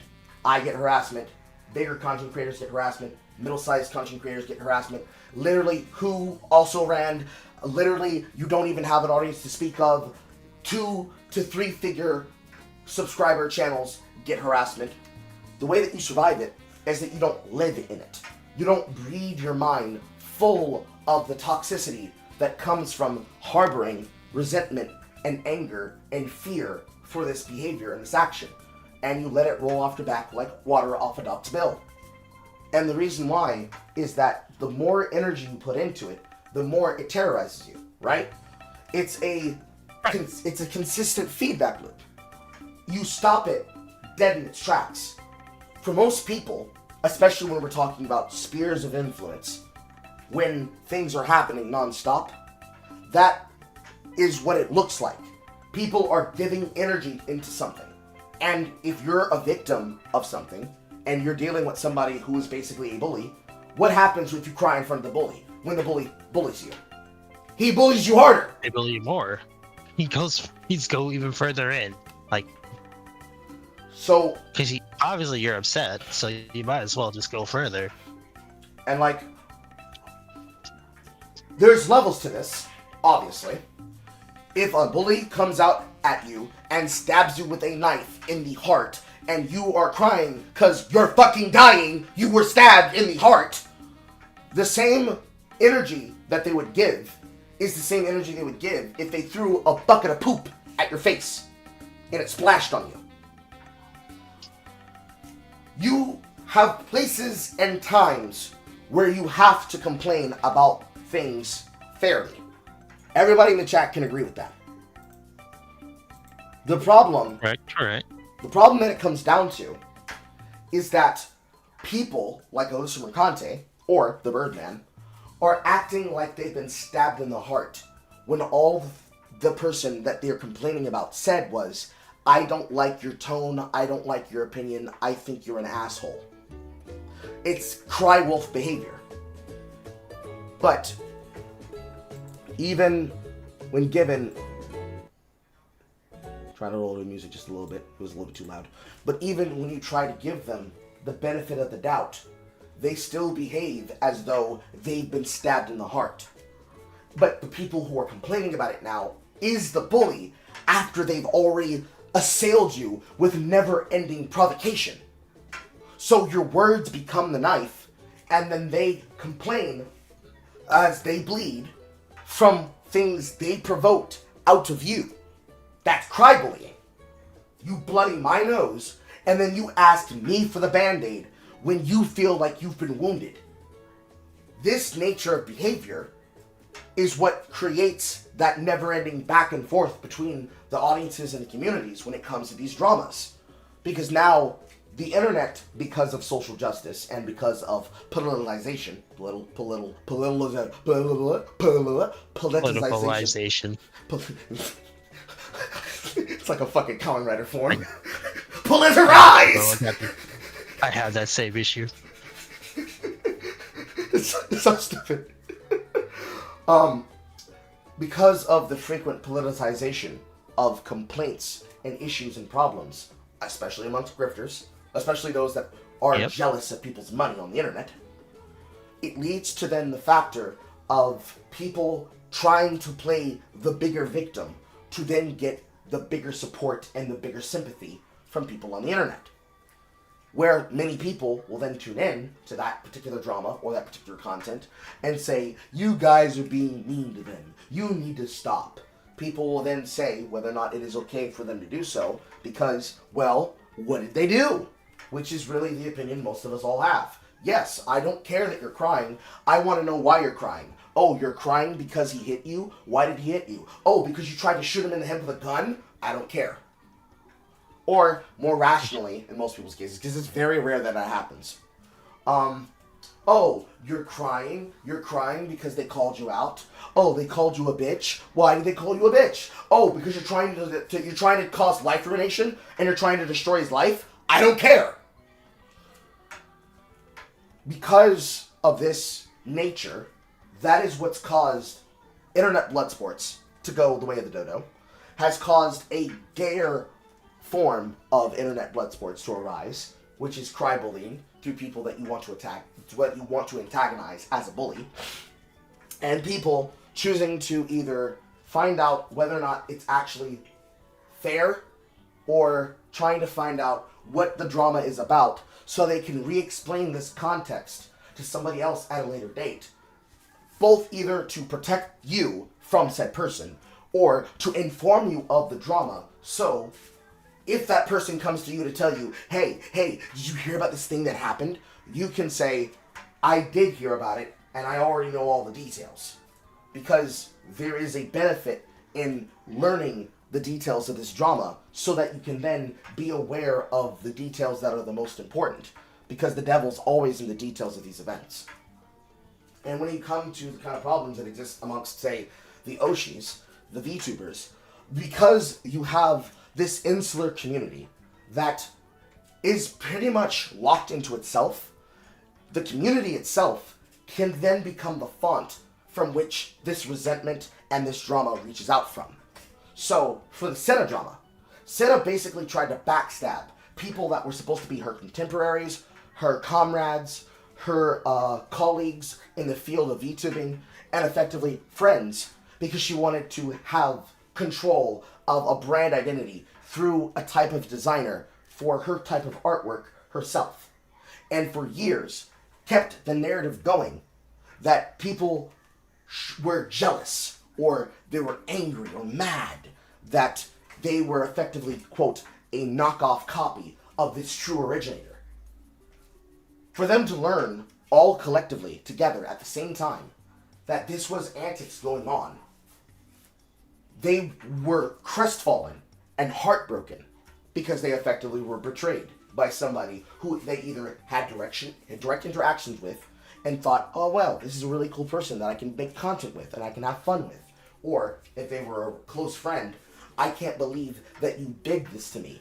How can you call me my friend when you actively destroyed my opportunities to enrich yourself? Or, even worse, especially in the VTuber community, if you're a smaller figure that can't defend yourself from the bigger figure, because if you say something, they'll do to you what they would do to an ant. And what's an ant to a boot? What's the boot of a man to a king? what's a king to a god? What is a god to a non-believer who doesn't believe in anything? What's a non-believer to the abstract of truth? They can't speak up to the person who's bigger than them, because unless somebody bigger than that fish comes to protect them, they have to do what is best for their interest. And this obviously leads to the kind of cankerous outcome of what if a person is being bullied by a crybaby, but because the crybaby is more popular, if you say they're a liar, they're a cheater, they're a scammer, and they just start bringing up your worst dark secrets just to shame you and make you look bad, so people side with them over you, how do you escape the matrix that is your identity being weaponized as a tool, as we say the fun secret word, a cudgel against you? The only true answer is the same thing I said earlier. More people witnessing what happened to you. People seeing it with their own eyes. And saying, oh my god, single player Carl's bashing in Alex Dragon's head with a mallet. And me over in the corner, completely shocked that everybody can see me. No, I'm not hitting with a hammer. I'm taking out his ingrown toenail. Yeah! Right. The more people that witness the action, the more obvious it becomes, and the more gobsmacked they are. Because the way that we trust people, the simulacrum we have of each other in our heads, basically is telling you what you should know of me. So, in every single one of your heads, there is a small Carl. The beginnings of a meme. In every single one of you, there is a small Carl. And in there being a small Carl, for every one of you that is unique to yourself, there is a smaller everyone else in your head. And that simulacrum of that person is a expression and is a extension of that person. That simulacrum repeats the opinions that are in line with the viewpoint of the content creator or of the person that you know. So, there's a simulacrum of your mother in your head. There's a simulacrum of your father in your head. If you have a romantic partner and or husband and or wife and or spouse, there is a simulacrum of your spouse in your head. And that simulacrum tells you in your mind what kind of character the person it represents has about you and your relationship to them. So, in my head, there is a simulacrum of my partner Star. In my head, the things that I would expect Star to say, the small simulacrum repeats. If I asked it a question, it would give me an answer that I would expect of her character. The way that people view people, that simulacrum is an extension of who you and they to them are. That's confusing, but basically, the way that people see you is the way that they think about you. Because seeing is believing. If I see you murder someone, in my head, there's a simulacrum that says, I am a man that will murder you. I will literally kill you on the spot, right here, right now. And then my reaction to that simulacrum would be, how do I carry myself around this person? I'd be scary. I'd be weariful. Because I don't know what will set this person off. They're a loose cannon. They literally attack someone right in front of me. I don't want to be next. And this then controls your behavior by proxy. Because you're trying to keep the peace. Or at least protect yourself. Right? Correct. When you're dealing with parasocial events, like the crash out of a beloved figure that people saw everywhere on the internet, that everybody thought was a good person, the behavior that the simulacrum in their head is saying to them is saying, I'm not like this actually. Something has happened to make me act like this. So people naturally will investigate. In the case of Pirate Software, it's a mixture of he was provoked by a person and the kind of person they thought he was, because popularity breeds good opinions. he must be a good person. He must be a good content creator. He must be popular. He must be good at his job. That's the reason why he has such a big audience. When that simulacrum feeds back to them a negative inference that does not meld with their personal view of you. So, if you were to take me as an honest person, the Carl in your head, if you saw me do something, would say to you, this is not normal behavior for me. There's something that occurred and happened here that I'm attempting to deal with now or at a later date. This is something that will be explained in the future, because if you don't know, I will inform you myself. This is a simulacrum that anybody can infer from, especially if they have seen me or heard me interact and talk with people before in the past with other drama, or heard now here. If I were to be a dishonest person, what would happen upon you witnessing that action and then watching you double down, triple down, quadruple down, and refuse to apologize, refuse to speak to people, refuse to elaborate further, and simply act like an asshole, is that your simulacrum in your head starts to behave like a dream person. So a good example I can use is using the character of all of the dream people inside of Finn the Human's dream, inside of an episode of Adventure Time.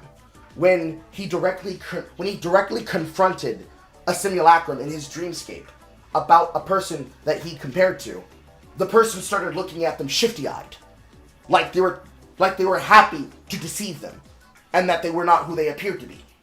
This is what happens in that event. Your mind does not want to collaborate the information into the simulacrum of the person, because this is negative behavior that is out of character for the person. But as you take in more information and you realize that the person does not behave the way you thought them to be, and they do not have the actual principles, the standards, the values, or the mechanisms of action that you believe them to have, the simulacrum in your head changes to filter for that action. So, if it were a small Carl that said beforehand, I am a good person, I do not do gay ops, I don't do bad behavior, I do not behave in a way that is uncomfortable of myself, of my opponent, and does not represent me or the things I believe. And then an evil nega Carl were to basically commit murder with my face and try to set me up for murder, the simulacrum in your head is going to fight against this information, where you're going to believe Carl couldn't possibly have done this 15-man homicide, murder killing spree. Of course I didn't. I didn't kill those people. The fuck you take me for? That's a lot of work, nigga. Nigga, that's a lot of work. It speaks to you like you hear me speak. The information itself... Is it raining outside? It's raining outside. Let's hope the stream doesn't die, guys. The information creates a similar simulacrum, where it's like, nah, I am a homicide murderer. I didn't kill those people. I'm crazy. Ah! Right? And so you then have to... Yeah, it's a lot of effort. Yeah, then you have to decide for yourself, when you see it happen in front of you, if it legitimately is the case that I am somehow a crazy axe-wielding murderer that killed 15 plus people. I can't believe that this is Carl's character. How did he hide this for so long? Or, if it is proven with a very stupid Ace Attorney-like event that actually I was being impersonated and I had a long-lost twin brother I've never known about that has been trying to take over my life, slowly but surely, you could be like, phew, he's not a bastard. It's really weird that he never knew that information, but now that I know that, I can't wait to tell everybody else about this information that's happening in this situation. That is more or less how these events and conversations happen and go on. That's why it's a very weird and wacky world for conversations and topics. Because for most people, it's like, say, the Hassan Piker / Ethan Klein debate that happened for 5 hours. Everybody already had a simulacrum of how they thought about Ethan Klein and that they thought about Hassan Piker in their heads. Watching that content now informs you deeper about the mechanisms about how both those men think. Hassan's a retard, and Ethan Klein is crashing out, but he's crashing out because he cannot stand the fact that this person has been allowed to hide behind the opinions of other people for so long that he's never had to directly engage in a point whatsoever. It's all optics to Hassan Piker. It's all drama to him. He doesn't have to have a deeper opinion and even have to think about these things because he's just completely cluster B. His entire personality trait is just fuck it, we ball. Anything for money, anything for views, anything for clout. And I'll take the position that makes me look the best to the largest amount of people, but I can't defend this position. And when I get pressed on it, I tell that person that they're just a liar and they're defending terrorism, even though I am projecting terrorism myself. Because that's how it works. Because that's how the social conditions have been set, especially when it comes to whether or not you're harassing someone, or whether or not content could be considered harassment, bullying, or incitement. It's why the internet has developed the way that it does. We're all very, very sensitive to the nature of a person being victimized, but we're also equally censorious and extremely angry when we find out that we've been tricked, for obvious reasons. So it's only natural that our spheres of influence have developed in such a way to that our audiences have developed in such a way to protect ourselves from this type of problem. Because if we didn't have that as a defense mechanism, well then everybody shouldn't ever be trusted. And they're just sitting by yourself with maybe your internal circle group of friends, and that's it. Technically, we don't need anything more than that, actually. You don't need to have the entire internet love you, be on your side, and be a beloved figure. You could just chill and have a group of friends and have an inner group of besties. And that's it. That would be more than enough. You can, in fact, be satisfied and happy with that. But because we are people that like to build things, our mental culture does not let us stop at, well, this is good enough. We want to get bigger, we want to get better, we want to grow out, we want to do more and more and more and more. We want to create an empire of joy, so to speak. So, the more people that can have fun with what we're doing, or involve ourselves in what we're doing, the more opportunity is provided for that circle of influence to grow. So something that would make that influence shrink, that would make that circle shrink, is a detriment to us and building our community. Period. It gets complicated because of all of these other vectors that get put into play. You add on things like Twitter. You add on things like an internal community Discord. You add on things like new social friends that come from their own spheres of influence. You add on aggregate websites like Reddit and TikTok. You add on the fact that there are people who are not going to like you no matter what you fucking do, no matter what you say, no matter how you behave. Whether it's because they hate you for something that you did when you were 10 years old, or they hate you because you politically stand against them naturally by being the type of person with the type of principles and beliefs that you have. Whatever the factor is, you add in all these extra things and your head starts to swim. Because it's like, wow, I can't believe that's how that works. That's a lot of effort. I don't think I want to do that. And that's more or less where most people arrive. Most other people, they don't have to think about it whatsoever. Because they try to stay away from drama, for the most part. But, you know, every now and again, they'll crack open a pint of ice cream, and they'll do the equivalent of watching garbage television.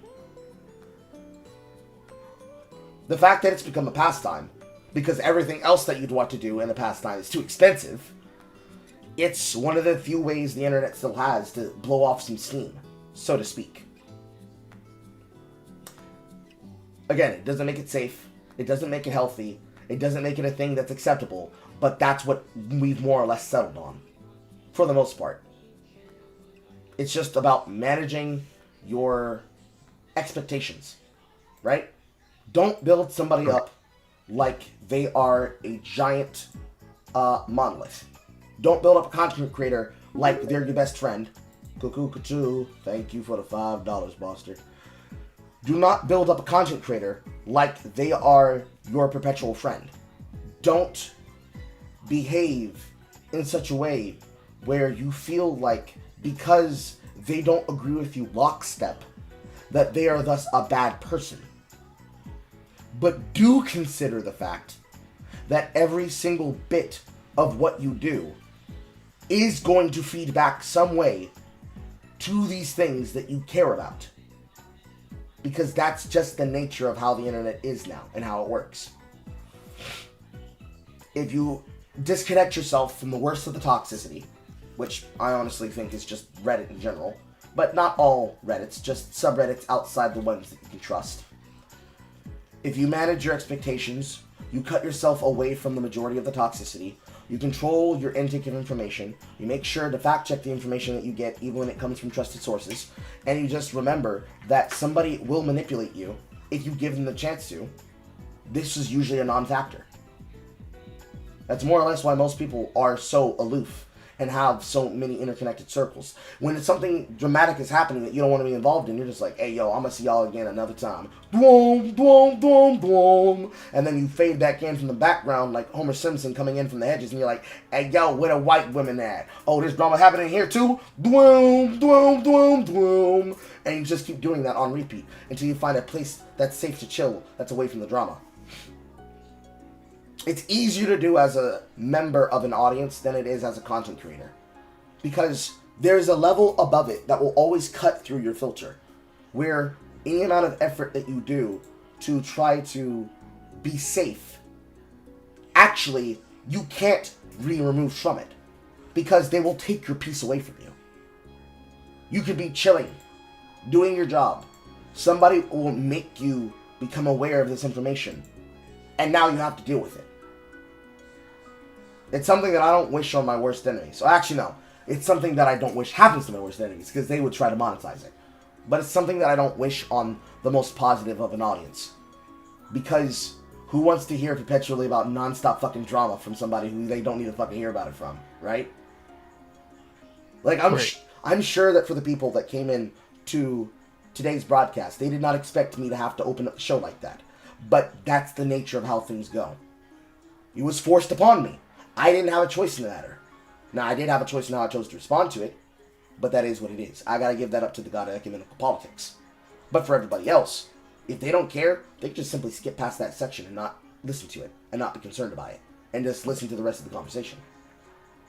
We were dealing with it the other day, because had to stop a few times midstream to, like, send down messages over Twitter, right?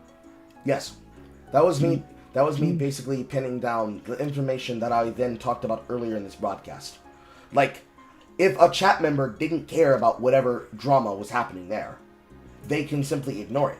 And be like, hey, I don't know, Carl said it was not that big a deal. He got it all out. We moving over here. We clean, we shushin'. Everybody else, if they desperately need to know all the details, I revealed it earlier in this broadcast. Within like the first, I don't even know how long I was talking. Maybe the first 30 minutes, maybe the first hour. We stopped talking about it around about when we had the conversation pivot to what Safinet wanted to speak on. But if they want that information, they want the details, it's all there. For everyone else, on to new shit. That's just the nature of the internet that we live in. I wish it were not that way, but there are benefits to it happening like this, right? Because it's one of those ways that you can check to find out whether or not your content creator is one of the real ones. Because if they crash out with something that's making them not have fun, you know that they're a human being. They, in fact, do have emotions. But they do not use those emotions as a tool to trick you into supporting them more. Because, hey guys, it's me, it's Carl, baby. You know that I'm an honest one.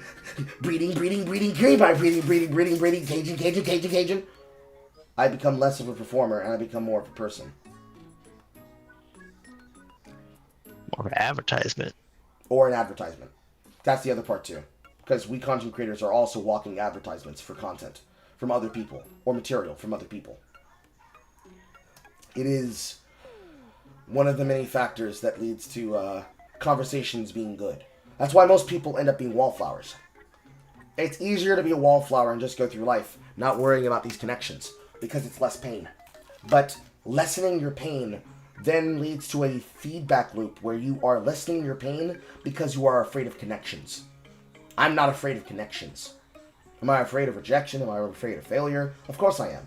I do a job that very much is dependent upon how people view me. That is always in the forefront and the background of my mind. But it does not control my behavior in such a way where I then remove myself from being able to reach out to people and get to know people more. That's why it would be so angering for me for someone to do something like what was done to me that I had to speak on. Because that then limits that connection that I could have. It's one thing if I falter, break down, crash out, fail, because I failed to reach my zenith or my potential. It is something else entirely if I find out that I've been denied something because of something that I didn't even say and didn't even do, but somebody decided, either because it was funny, because they wanted to hurt me, or because they wanted to stop the potential of other people benefiting from me being the leader of the community. The fear of connections leading to then proving said fear because my worst fear has been realized, and it's by somebody that should know better. But whether because they were petty, whether because they didn't trust me, or blah, blah, blah, blah, blah, blah, blah, this has come to pass. And now I have to clean up a mess that I didn't even make. Content creation is a crazy, wacky world. It can be fun, it can be annoying, it can be beneficial, it can be a failure. But friendships based out of connections are supposed to be time memorial. And some people, they find that as a difficulty. But it can't rain all the time. It's just occasionally you have to stand on business. And you have to, stand up for it. It's like weaponizing power in the dating market, right? Men are told by women in this current dating market that if they do something that's mean, that's rude, that's toxic. Our natural reaction is to make ourselves small and make them feel safe. I'm not a threat. I'm not a problem. But for people that you would want to actually do courtship with, this makes them not want to be interacted with you. Because if you have removed your strength and your power, you are basically not even useful to them in the conventional sense. So the trick is that you have to also defend yourself against feelings. So you have to make clear, look, I know you feel the way you feel, but I'm not going to stop doing this thing. This is what needs to happen. This is what needs to be done. I understand that you have your misgivings, but this is what I'm going to do. Put your coat on. We're going out for sushi.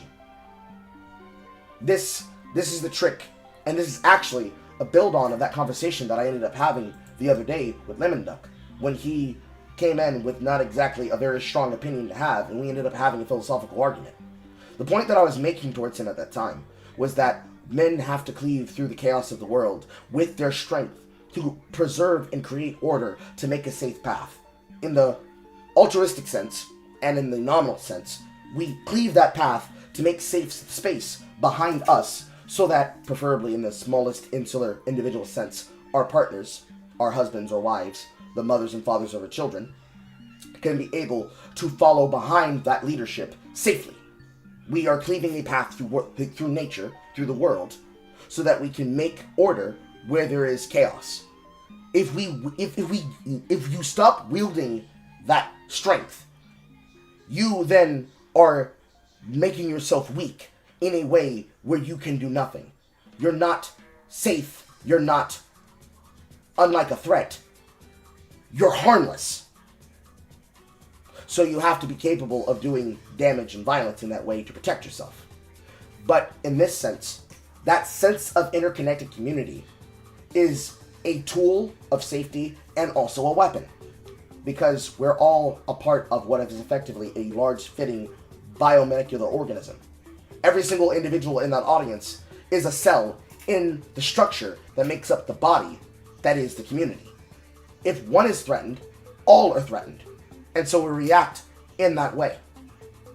The goal is not to be a hive mind that destroys, kills, destroys, but responds to stimuli correctly. When somebody is trying to be nice, but they're awkward, we do not bite their heads off. We let them know, listen, I know how you feel. I understand what you're saying. You're just not good at using your words. When a person does mean threat to you and your family, and you and your community, and you and your base, you should treat them like a threat. Don't think it was a mistake. Don't think it was a misgiving. Don't think, well, I should give them the benefit of the doubt. Treat them like a threat.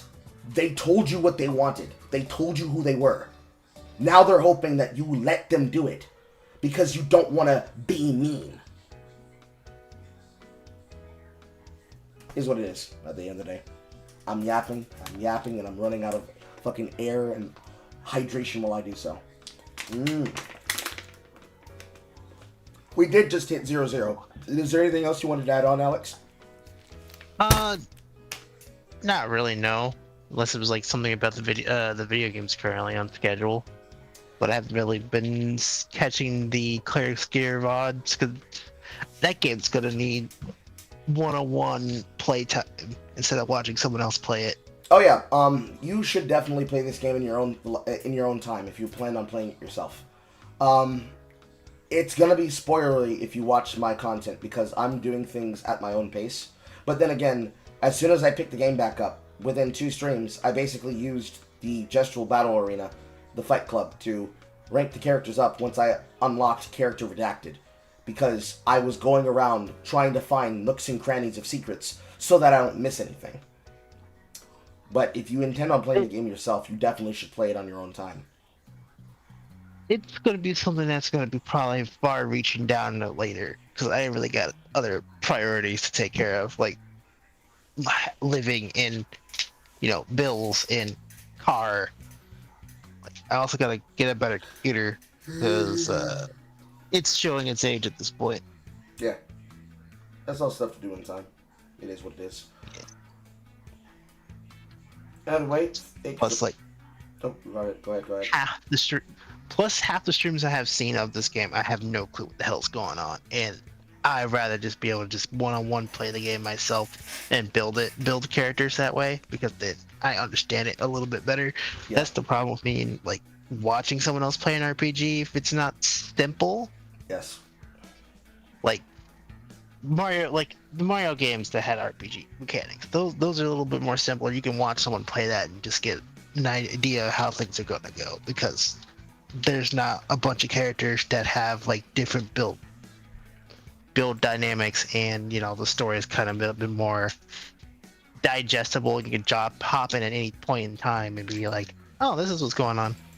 Yes, very much so. So in that way, it's like the best way you should do it, because at the end of the day, it is a JRPG. If you're not the one playing the game and you're only catching parts of the stream, you're not going to know what the current story is that's happening, or what the characters are, or their importance, or what they do as a skill. So it will not benefit you in that way, because it's not like playing Doom the Dark Ages, or even Doom Eternal, or even Doom 2016, because you are, instead of worrying about the story, which is more or less just there to justify the levels being tied to each other, you're watching the mastery of the person mastering how to no-hit the level, and how to maximize their movement and minimize their inputs, their APM, so to speak. Which is also hard to watch, because some people are just that bad. Yeah, they're either that bad and they're out here camping corners specifically against the game design, like Darkside Phil, or they're so good you can't even tell what's happening, and unless somebody breaks it down to you in a long play of the tool-assisted speedrun look-through of their inputs, you're like, bro, I don't even know what's happening. I just know that things are happening, and that's cool. But anyways. That's what's going on. Yeah. But anyways, thank you for the conversation, Alex. I appreciated it. Woo. And now next up, the Struggle Bus. How can I help you? Hey, good. I don't know if you can hear me. I'm kind of outside for this one.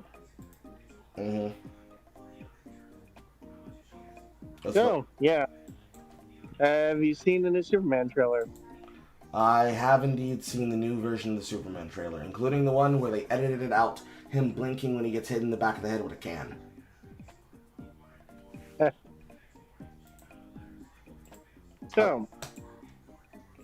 I mean, I've been talking about this with my editor, and she kind of agrees with me on this. Coming up, what I'm about to say. But it just me, or doesn't seem overly emotional about things they should already know about. Um, in the case of Superman shit in general, there are people that are getting very censorious and upset about something that does not matter that much because of how broken it has become and we are when it comes to how somebody like James Gunn writes the character, where they've become so fucked by Zack Snyder of all people that they are unsure how to feel when a character is meant to be bright and colorful. Because something as simple as a Green Lantern having a construct that does not immediately come from inside of his ring is supposed to be a sign of people allowing slop to happen. When in fact, for multiple nerd reasons, that's actually a directive and a expression of how better it's become, because we no longer have this kind of content concerning ourselves with we need to have the actor in costume, always with their face appearing, and it always needs to be CGI, but instead having a lot more fun with the medium. Or more specifically, for the part that I cared about in that trailer of content, having a Lois Lane that actually knows how to do her goddamn job and questions the Man of Steel. And then the Man of Steel Well, has emotion. see, the thing is that I don't mind, but this is something that Clark should already know. Like, even before he puts on the S, he should already know that his powers can shift nations and be the part of conflict. And him acting like Lois is just berating him for things that he should already know, already have answers for, makes him look kind of stupid.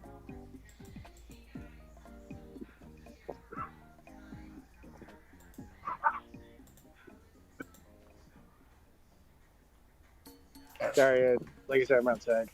Okay.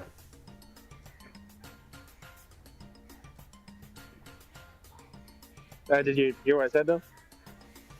If you want to repeat yourself, that'd be fine. Yeah.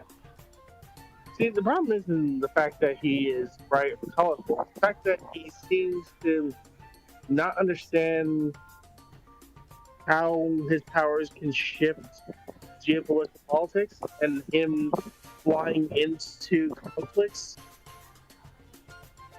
kind of makes me not like him in certain ways. Even if he is being completely altruistic, he still has like political red tape in order to go in and out. And it seems like this version of Superman just doesn't seem to understand that, as Lois is grilling him on it. Mm-hmm. I mean, that's my problem. Is that this is something that he should already know from jump, like before you even put on the S.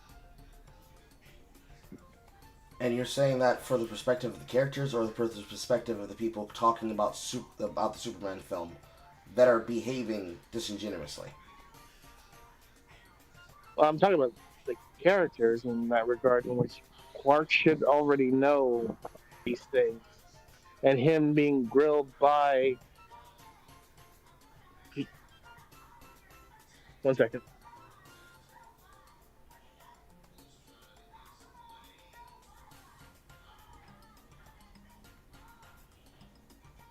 Sorry, sharing the skills is a little hard.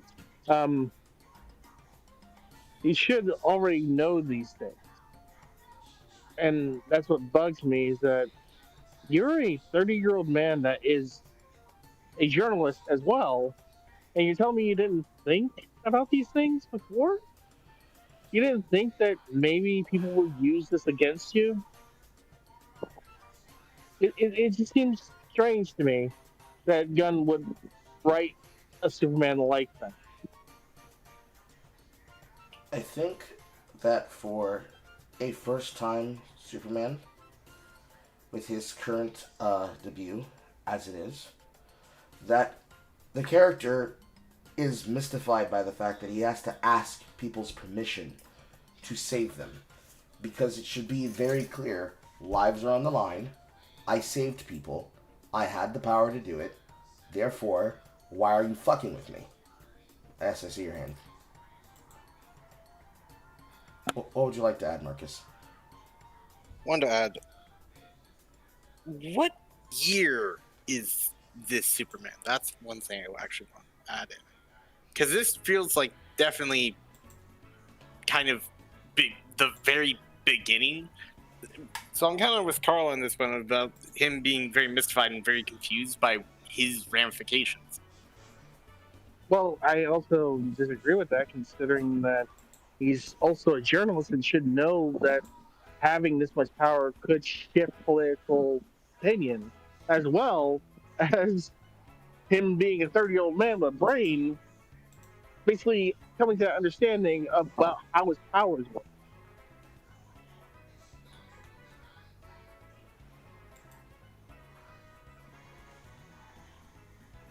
So the problem is his own understanding of the ramifications of his abilities, and that he is a journalist, therefore he should already understand how people will view them.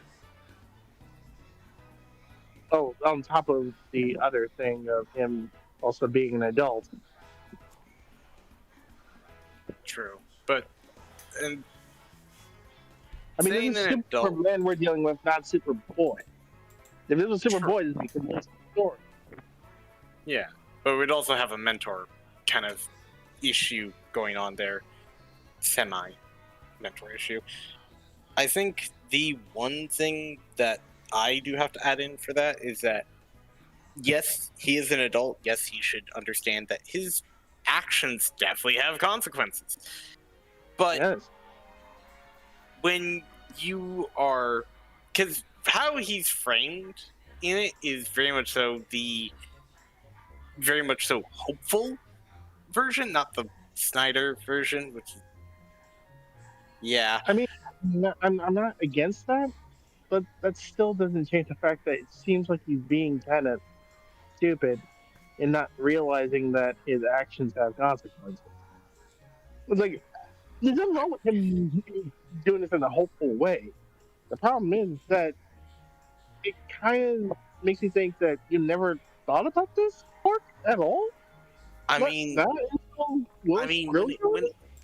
when it comes to idealistic people who are very altruistic and very much so behave with the interest of I want to try to save everybody, even if it means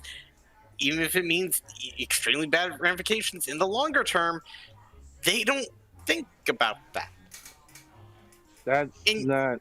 That doesn't seem right at all. Actually, no, it that doesn't doesn't. seem right for Superman, especially since in multiple occasions when he pushes himself to that brink in which he's starting to judge people on these sorts of things, we get things like Injustice Superman and the Justice Lords. Yeah, we do. And that's terrifying for obvious reasons. Yes, But the thing is that, again, highly altruistic Superman, Silver Age Superman to be exact, the one who is effectively just he is a Kryptonian with human emotions. Very, very, very flawed human emotions. Because remember, he's from Smallville. He definitely he has an education. But again, he was built upon ideals of, helping out. And with his powers, he obviously can. but does that mean that he should? I'm not trying to go for the Jonathan Kent thing of Man of Steel being like, maybe you should let those kids die. No, not going that route. No. But he should actually be thinking about, yes, I am out here representing myself, trying to save people, but what does that actually look like in the optic sense in certain ways? How can I go around this red tape without actually causing issues? I don't know, but I don't know, but that would mean that you would speculate how the film is going to go, because again, he has to deal with President Lex Luthor. He has to deal with that. He has to deal with the war. He has to deal with several other things too. So I don't know how James Gunn is going to necessarily go in this direction, but it's. I don't know if it's going to either be damn the consequences of what even could be, because that's a dangerous way of living, and that Yeah, it is, is. he does have to recognize through probably he'll recognize through Lois's utter prediction that, hey, my actions do have a consequence. So he has to recognize that in of itself. Mm-hmm. Even I'll bring up Carl's the simulacrum again. When his ideals are challenged, there's going to be a simulacrum of that, be it framed by anybody else, most likely his parents. It's going to be framing as his ideals, because your ideals can come from your parents, are going to be challenged. So probably it probably is him growing more and realizing his role a lot more seriously. But here's what I'm getting at: is that should that be He a should. story that he should be telling in this stage of his life? I mean, This feels like Superboy levels of things we're dealing with here, as opposed to Superman. I don't know if you could necessarily say that you could do it with the context of him being, in Smallville, or getting old. All I'm saying is that the age could be an issue, but I don't know. Carl, Yes. your thoughts? Well, my thoughts about the Superman is that I'm treating it like it's a year one film. He is first now starting to go out and do actions. He is dealing with ramifications that he doesn't truly want to deal with, how he feels when he is being mistreated by what he thinks should be a grateful public, because he did not consider the straw man position and the devil's advocate position that Lois does for him, where even though in context of the scene, I didn't see the scene itself in its full context, so I don't think Lois is just being outright told by Superman at this point, where he is acting as though it is him answering as himself, but is instead Clark Kent pretending to be Superman. Superman acting the same way that Christopher Reeves changed his behavior so that he could show the difference between the type of character he's being through his posture and his mannerisms. Speaking not to her as himself, but speaking as Clark Kent pretending to be Superman, answering for himself, that he is full of all of the mistrust and the misgivings that a Clark Kent, as written by Zack Snyder, had done in his youth before he fully put on the mantle, where he let his father die in a tornado, versus a man going out unsure of himself and how to behave, that in the pantomime of being questioned by someone that he trusts for their viewpoints and insights, when given what is effectively a form of third-person counsel that are several degrees of Lois Lane removed, he feels unsure of himself because people do not trust the work of what would be seen as a vigilante compared to the Max Lord founded group with Mr. Terrific and the Green Lantern, whose name's losing my mind, and the Guy Gardner. Guy Gardner. and the female that can modulate her body with technology, who's also slipping my mind. he believes that he shouldn't be questioned about this behavior and about his heroism, when otherwise, if he didn't act, people would die. He is compelled by might makes right, but he has the might, therefore he has the responsibility to do right. He does not understand how he can be questioned about something as simple as people are going to die, so I acted. And, as I said earlier, he does not like that he's being questioned about the fact that his intentions are pure, but he has to ask people's permission to save their lives. And he does not want to think about the factors of what needs to happen in order for him to do his heroism, because that's just red tape that gets in the way of the actual performance of what matters, which is the saving of people's lives, rather than sitting on red tape and waiting to be given the go-ahead, which is just basically rewriting the phraseology and the logic of the argument that created the Sokovia Accords in the MCU being litigated here in the form of the screenplay as written by James Gunn, which is what would happen in the year one of any superhero attempting to do their job in their career. It's the same question of great power comes with great responsibility as detailed by the mythos of Spider-Man. It's probably not the best way I would put it in the trailer to discuss it, but I'm not James Gunn. However, I can understand the point that he's trying to accomplish. I would rather wait for the content to come out and watch it so that I can see how it was done, and then I give my full dissertation of whether or not I agree with how it was written or how it was not written.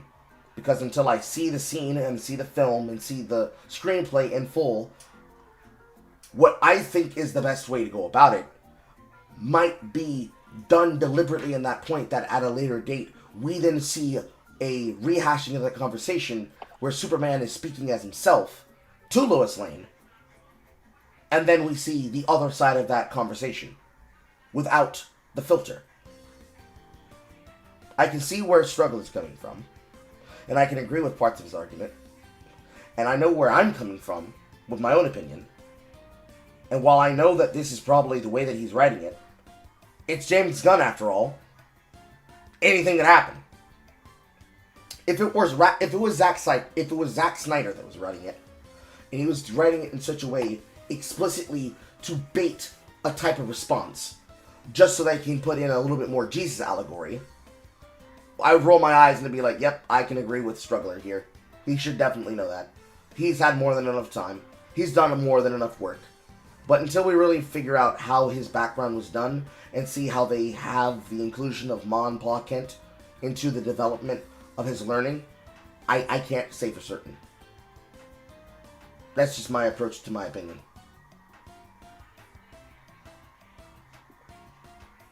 I agree with you on certain regard. It's just that I'm still not convinced.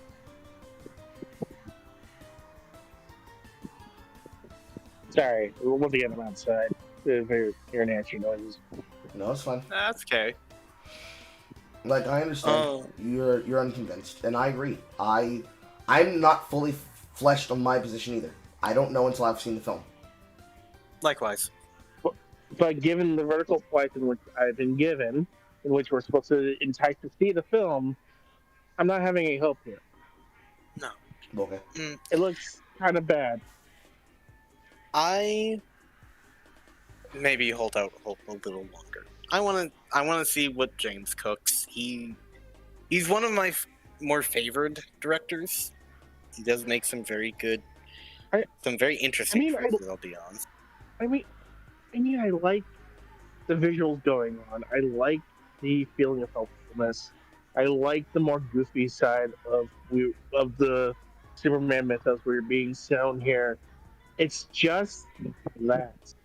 It seems like Clark is both emotionally compromised in this situation and also kind of dumb and not understanding that his actions could cause internal shifts in certain places. I'm just thinking about this right now. Maybe in that scene, it's a more romanticized version of himself because again, that was a one scene that we are very much so focused on for obvious reasons. But maybe that's like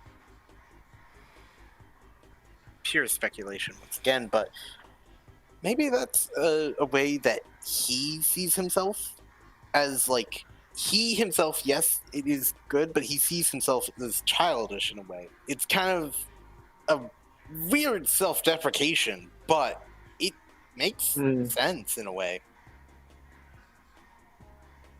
I mean, in regards of his attitude, he is very hopeful. He is very naive in that regard. He thinks things will just fall into place at times. And Yeah. yeah, that's usually just how Quark is. Mhm. But he also has this other side to him that he understands that sometimes it doesn't always fall into place, and I need contingencies in order to make sure that things go as planned. Yeah, and maybe he is maybe he isn't.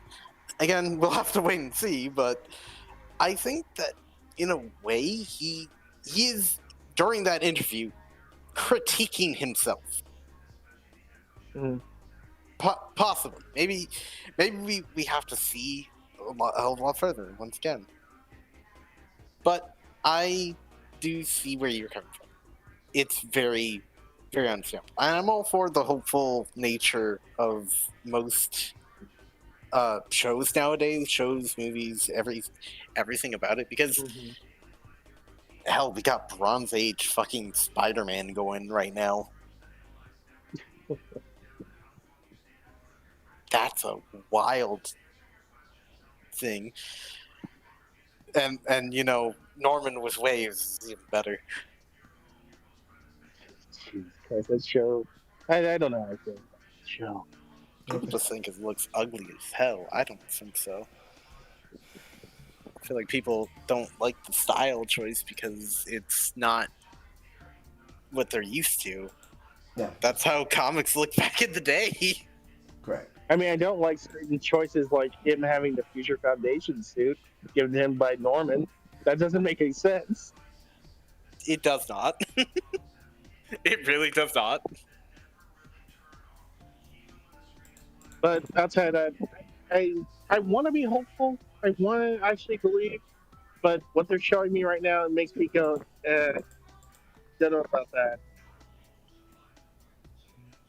Mm-hmm. But yeah, that's all I got. I'm gonna let Phantasma have the rest of his time. I gotta go help my aunt. You guys have a good day. Take care, Struggle. Okay. So what do you want to talk about, Marcus? I came to see how you were because every single time I will always ask that. I was really upset earlier. I'm sorry to hear that. The one thing I wanted to talk about is actually this is something I made a while back in printing press, but I never got time to really jot it down. Not to mention several things that have come with the future inlay of what it is. So, to explain to the audience what I wanted to talk about for this printing press, it was EA's bleeding money layoffs. That's how I dubbed it, the affected IPs, employees, and what it means for the future. I wanted to add more to this, because this has now come up with everything. The ramifications of gaming companies right now. And more so what it has to deal with the newest Bungie scandal that's been going on. So let me start with that. Are you caught up with that? I don't think so. Okay. So you heard about. So let's start with the EA one first, because the Bungie one's a little bit simple. It's a lot of really bad management at the end of the day. But the EA one. So when it comes to EA we know is the devil. Pretty much in a shell of a company situation. They do really profoundly stupid things and produce the same slop day in, day out and expect money. Terrible practice. When it came to Respawn and Respawn trying to get their game, trying to get the new game that they were making, pardon me, which was going to be the extraction shooter, because we're apparently trying to cash in on extraction shooters right now, which I find weird. But the Titanfall game, and how they fired not only the story writer for one of the Apex Legends story writers, but just the mass layoffs was insane. And I wanted to gauge your opinion upon that as a whole. Upon them dropping the bag? Pretty much dropping the bag, on top of just your insight on that kind of behavior for companies. Especially on things like Marathon. Yes, on things of Marathon and Destiny as a whole, because they have a lawsuit currently going on with their story, and how basically Destiny's entire story from Destiny 2 of the Red War was stolen.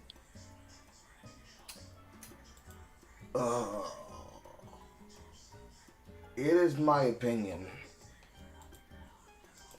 that Grinding Gear Games is probably the only studio at this current time that exists, at least in the sphere of the kind of overarching stories that Bungie wants to write, that Marathon wants to write, and the companies that produce these games are trying to make, that can actually achieve doing it, because they have a long enough of a 5-year plan, or X-year plan, that while funded by the assistance that it takes to run not one game but 2 games, shows how badly shit can go for them.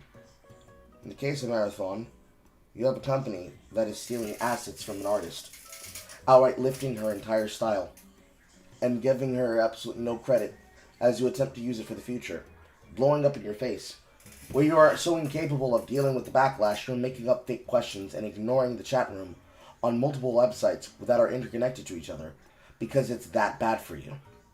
In the case of Destiny, you have people that are able to make a litigious case that is not litigious, but is actually 100% viable, because you can't make sense of the fact that your work is based on material you gave to the public and then tried to hide at a later date because you were less involved in the process, that you then wanted to say that it had to be theft rather than not theft and misinformation, that people had to show you the leaks to you that proves their point against you.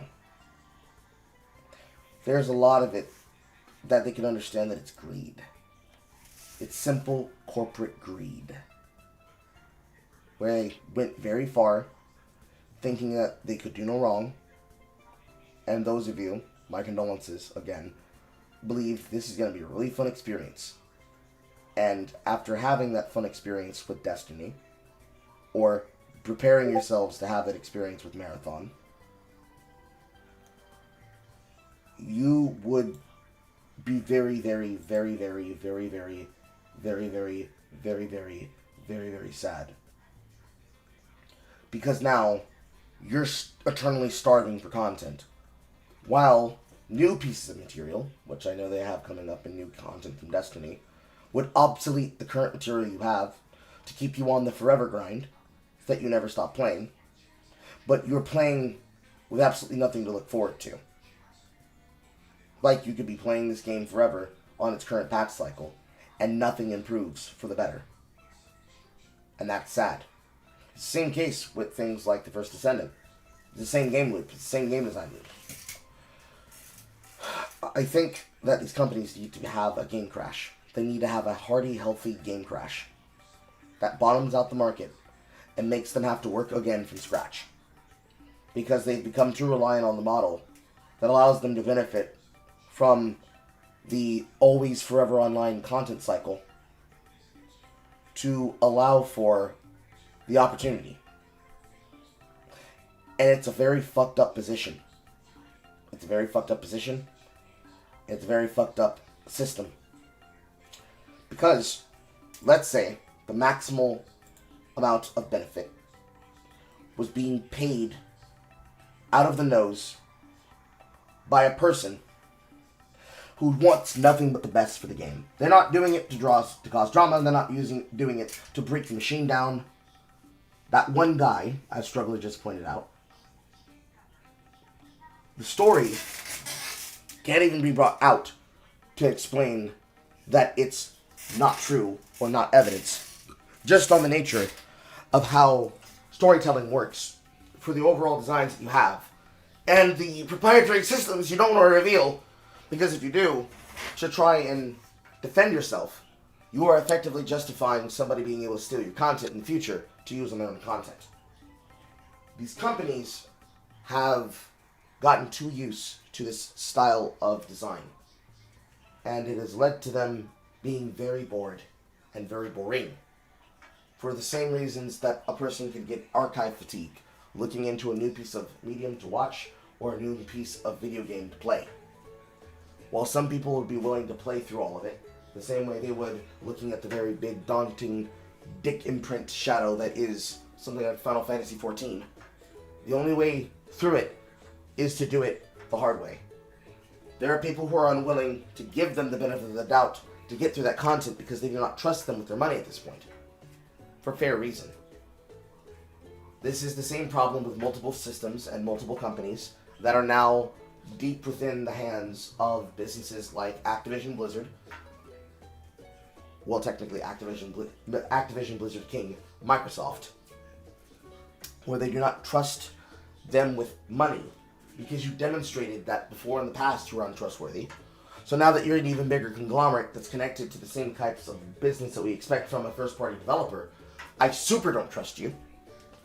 If it's an indie dev that has gotten onto some type of content kick, I can't trust it because this person, when they had the goodwill behind them to make something good, pretty much spent it to get a short-term benefit that has not equaled up into something that returns a benefit that is really good. Or, in the case of Bungie, even as you got away from a cancerous business, somehow you've destroyed your reputation all on your own. Obviously, it's not the same company that made the games that we used to love and that we used to have. But the fact that you could fall this low and fall into these many traps, nigga, what the fuck is going on in your house?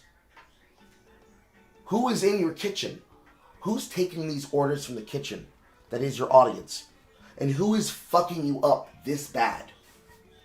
If you cannot figure out who it is, probably fire everybody and start all the way over.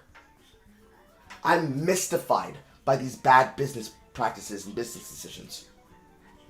It's not any more mystifying than the business decisions of Nintendo of Japan to take to task Pocket Pair concerning Pal World, but it's the same level of corporate espionage-like infiltration and dissemination of information.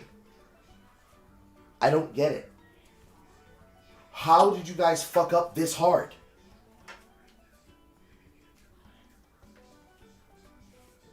I wish I understood it on the more primary function, but I don't. I just don't get it. There's parts of this shit that I don't get, that do not make sense based on the company that we know them to have the capacity to be, and that we know them to be during the time of this game's production, that the behavior of their actions do not equal out to the competitive level of interest that they've spent on the matter. On all legal filings, in the case that they're currently doing just for Destiny 2, I do not understand how this happens. Or why they're even going this route in the first damn place. Because you're doing this basically, in the case of Destiny 2, to punish your fans. Why? Then in the case of Marathon, That's just obvious corporate greed. And the farthest reaches to which they're willing to go and have fallen, while unshocking, the blatant theft is what's shocking to me. It's not just you tried to get away with it here, a decal here, an image there, an inspirational example here, a little bit of AI generation there. No, one-to-one theft, including the name and the recognizable brand of the artist in question, to the fact that you have the meme of loss they left on the asset, in the game. How are you that dumb? Like, there's a level of stupid where it's like, oh, wow, I can't believe that they're really that greedy. Well, I guess they won't get my money. Me, a thinker, I don't understand the incompetency of this level of evil. Not just stealing it, but blatantly stealing it. And you made no effort to cover your tracks. I don't know, man. I don't fucking know. I don't get it.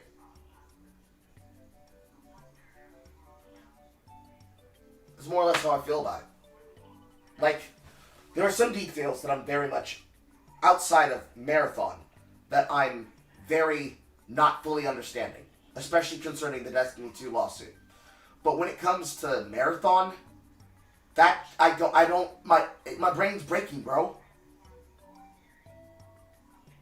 Like, open shut, you're guilty, apologize, pay her money for the assets, own them legally. They won't do it. To the point that they're willing to try to make up false questions that are being questioned by the audience,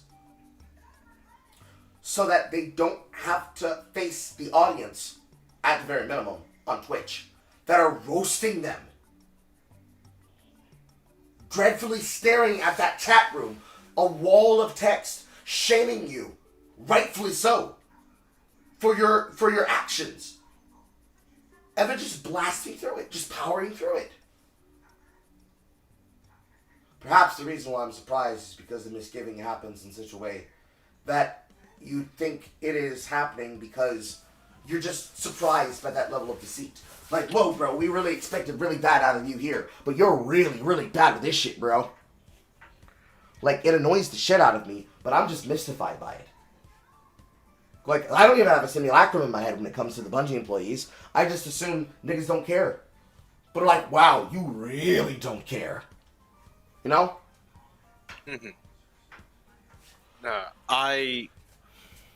This is not the first time they have done this, where they have done plagiarization. The Destiny lawsuit is another case in of itself for this matter, but it is a very glaring issue into their management and into everything. Because how this all even happened was because of some ex-employee, at least for, I believe, the plagiarization situation of, like, just stealing the art for Marathon. So that's already a glaring issue in of itself, that you didn't double check or just hoped and prayed for it, that nobody would notice, not even the artist herself. You just thought it would all go away and nothing would ever happen. It's mind-boggling to that. Especially with how, people often check. Like, people are not,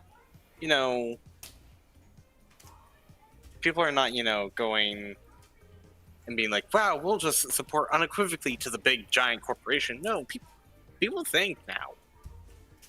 And they check.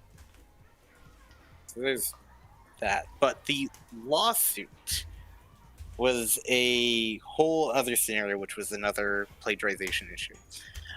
So Bungie had this concept that they did a long time back called sunsetting, and that they were sunsetting content, meaning that it would be vaulted, it would be thrown away, pretty much, to save space for the quote game.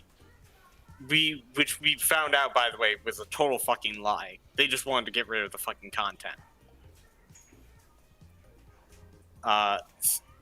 And it was extraordinarily bad for them now. As of now, the pieces so far have been. Thank you, lag for that. But the pieces of it so far was that they got rid of the Red War content, which the Red War was this big. This is now the next chapter of Destiny where we want to go, and that oh well, everything rides on the main character, the lone guardian themselves, and it unfortunately has been sunsetted, and you can no longer go back to that content. And everything about it up until I believe I want to say everything after their best expansion, which was Forsaken. And Forsaken, everybody loved. Everybody loved how it was, every single moment of it, because it felt like it felt true to Destiny's form. So they got rid of it all. Now, somebody has come up and basically said, I have a story exactly like this. Word for word, how everything goes. Bar for bar, how everything goes. They have stolen my stuff. I'm suing them. Bungie does not have access to any of that past data. Nothing. Not even a single video trailer, any sort of form of data to that era. And the only things that have been documented of that are all on YouTube. That's so crazy. But wait, there's more. Not only on top of that, is that there are literal content creators being begged by Bungie to go and give them some of this so they can help. And the community has basically said, nah, fuck you. So that's the lawsuit. The plagiarization and the lawsuit are two separate things, although they both contain plagiarization. Okay. But yes, that is a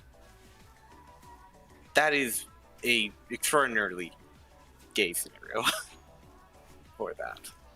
Well, I wish them a happy lose your company and a very merry fuck around and find out. I don't know why they would do that with the sunsetting of their content.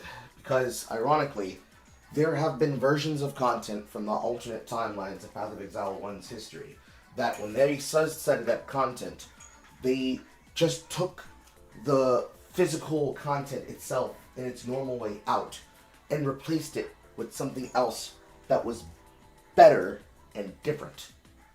And this obviously follows through with the material that comes from the evolution of that content and how it was inserted into Path of Exile 2 as it grows over time, as a comparative basis. There are also other examples of this as well, with things like old school RuneScape, where if something was bad before, they made a new minigame to make it better and added new content to flesh them out, change them, or ultimately remove them because of how they were either inefficient, they were useless, or dead content. In the way in which they chose to go about removing their dead content, the way that any live service game can change over time and evolve, they did so in the most retarded way possible, with having absolutely no backgrounds and no backups to save that material. And it was done in such a way where even if it was inspiration from the example of how it was used, and then they changed the wordings of important places, pronouns, and figures like Mad Libs. The fact that you are begging the same people that you are fleecing for money to save you from the failure of your own actions. There is no world where the player base should save you from the consequences of being greedy because you simply didn't want to hire that person or pay them for the concept so that you could use it legally, free and clear. Like, that's sad. That's really pathetic and sad. And it only emboldens me to be a fan of the content creators and of the material that I play and of the games that I choose to take part in more. Because, hey, that'll never happen to Grinding Your Games. That'll never happen to Arrowhead. That'll never happen to Dungeon Fighter Online. Feels great, man. I'm not suffering from my consequences. And it makes me look over at the rest of you that had proud Destiny 1, Destiny 2 badges on your chest, and I'm like, oh, buddy, that really sucks, man. Yep. How does it feel to see me and Struggler have egg on our faces? It is a sixth sense of schadenfreude and pity. Yes. Profoundly so. The thing that just baffles me is that, and yes, this feels like you need to raise the company to the fucking. You need to start anew from the ashes. But we've always known that they've had issues in their offices because apparently they burn through money like it's fucking nothing.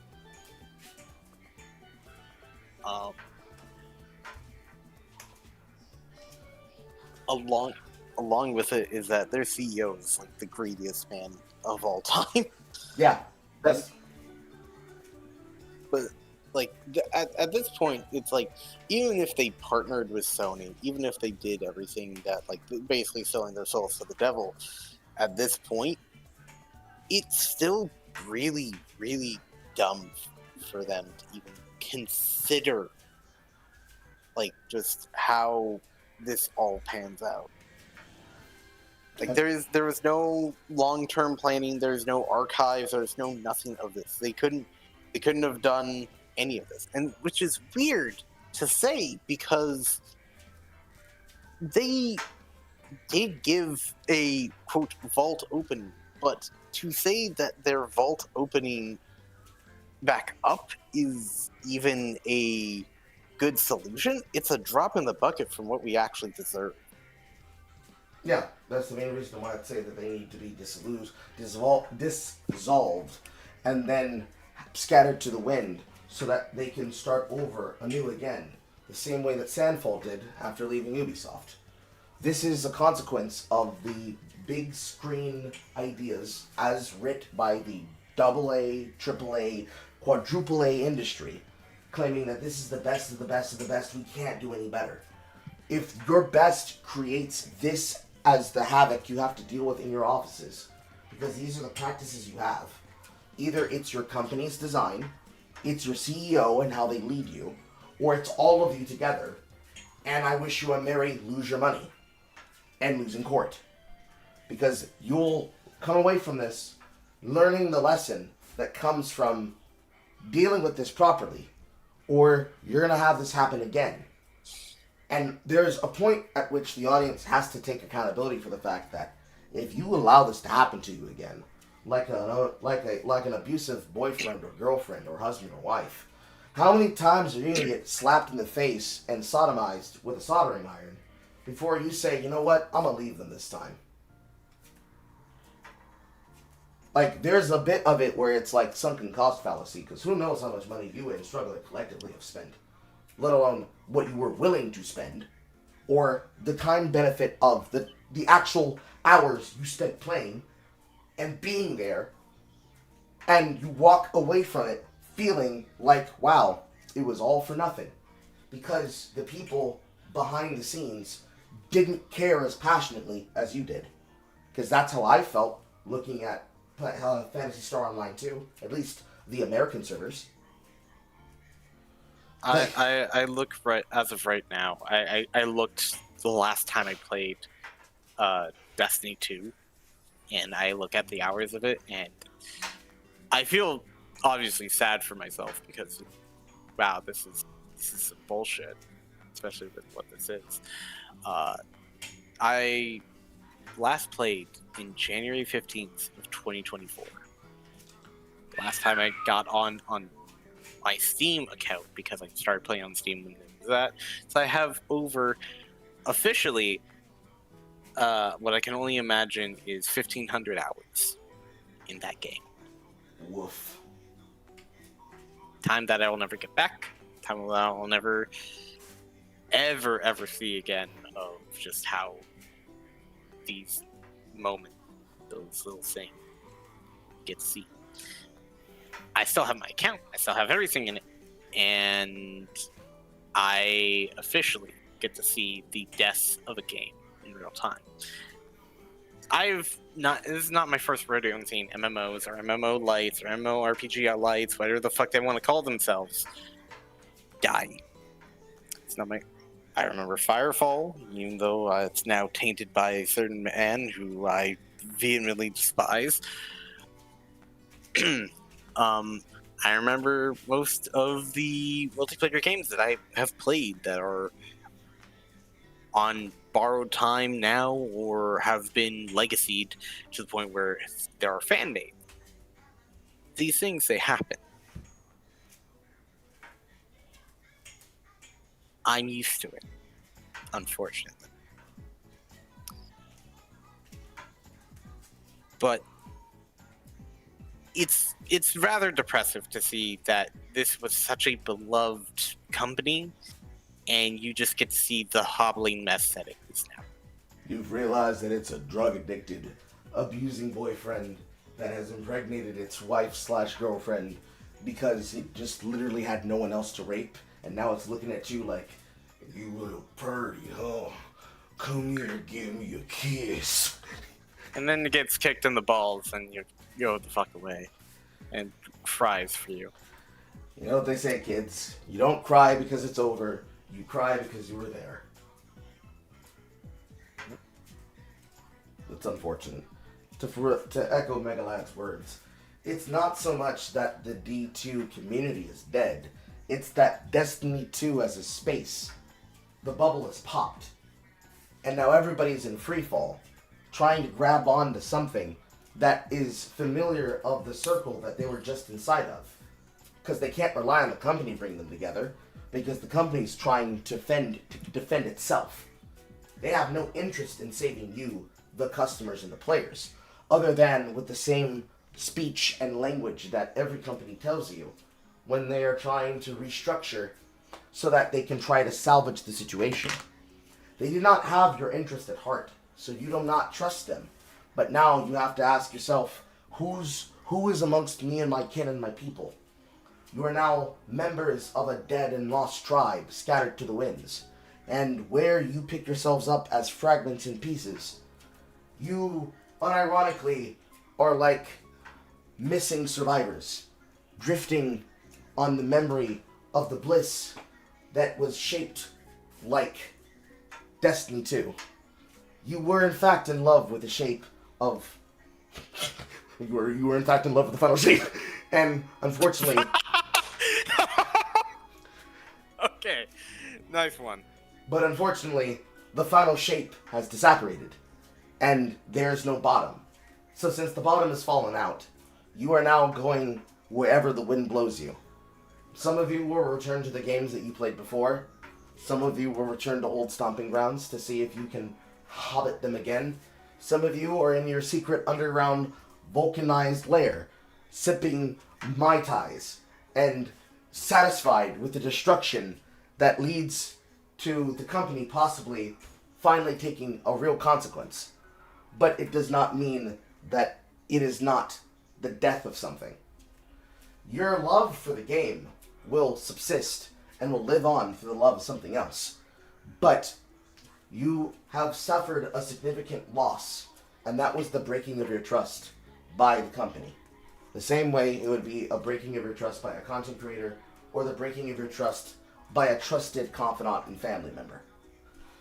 The pain is real, the agony is real, the agony on your wallet's definitely real, but there is nothing that you can... $500 I'm not getting back. There is nothing that you can do about it but to remember that you signed a contract that said you did not have perpetual permanent rights to enjoy the video game. You had perpetual permanent rights to have fun at the time where you consumed it. And the memories are the important part that you don't let go of. Oh yeah. I mean, who else is going to remember the immediate first try collective obligation on, doing the raid? Who's going to remember being the first one to get that new thing and taunting it around and showing it off, feeling like that motherfucker, Mm-hmm. that walking around like strutting around? It's a thing that gives a whole lot of just joy to anybody who played at the time. Mm-hmm. I know Struggler has felt it. I know I have felt it. I know Daxman has felt it. I've known Ninjas feel it. I've known many of my friends who I've had a wonderful relationship with, both now and past, who have enjoyed that game. And I hope that the memories were good. But a little tonal shift for this situation.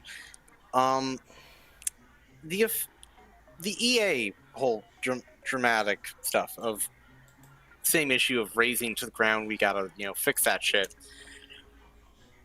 I wondered how many of the IPs that EA has had now or has now, and the future of them, especially with the case of Respawn and Titanfall.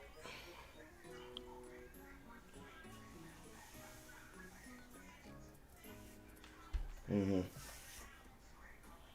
And I sit here now next to you. I'm actually wondering how much time I have left because I've been yapping for a good minute. I mean, this was going to be the last one for the day. Fair enough. So I'm hungry, and I want to get into that new update inside of Helldivers 2. I will be on of it, but I cannot speak today. Pardon me. But I mean, if you were here, I would have made you some cottage bacon. You would have loved it. Oh man, that would have gone great with my anger rage. I want pancakes. I made home fries. Cool. It's cool. But hey, remember, both of you, you're always welcome over here in Path of Exile too. Yes, I understand. And one. With your vacancy open sign hanging above you with bright neon lights. Mm-hmm. But no, I very much am enjoying. I think I found my kind of forever home, which is Helldivers 2, for obvious reasons. That is like Helldivers 2, Warframe, playing many of the RPGs that I still have a long list of going through. Mm-hmm. I will very much so enjoy playing these games as they are in my inventory of Steam, which I own. Mm-hmm. Even though technically Steam could literally die any day. That'd be that. But it's not going to be done. Can't be done. They literally do nothing and they win. Mm-hmm.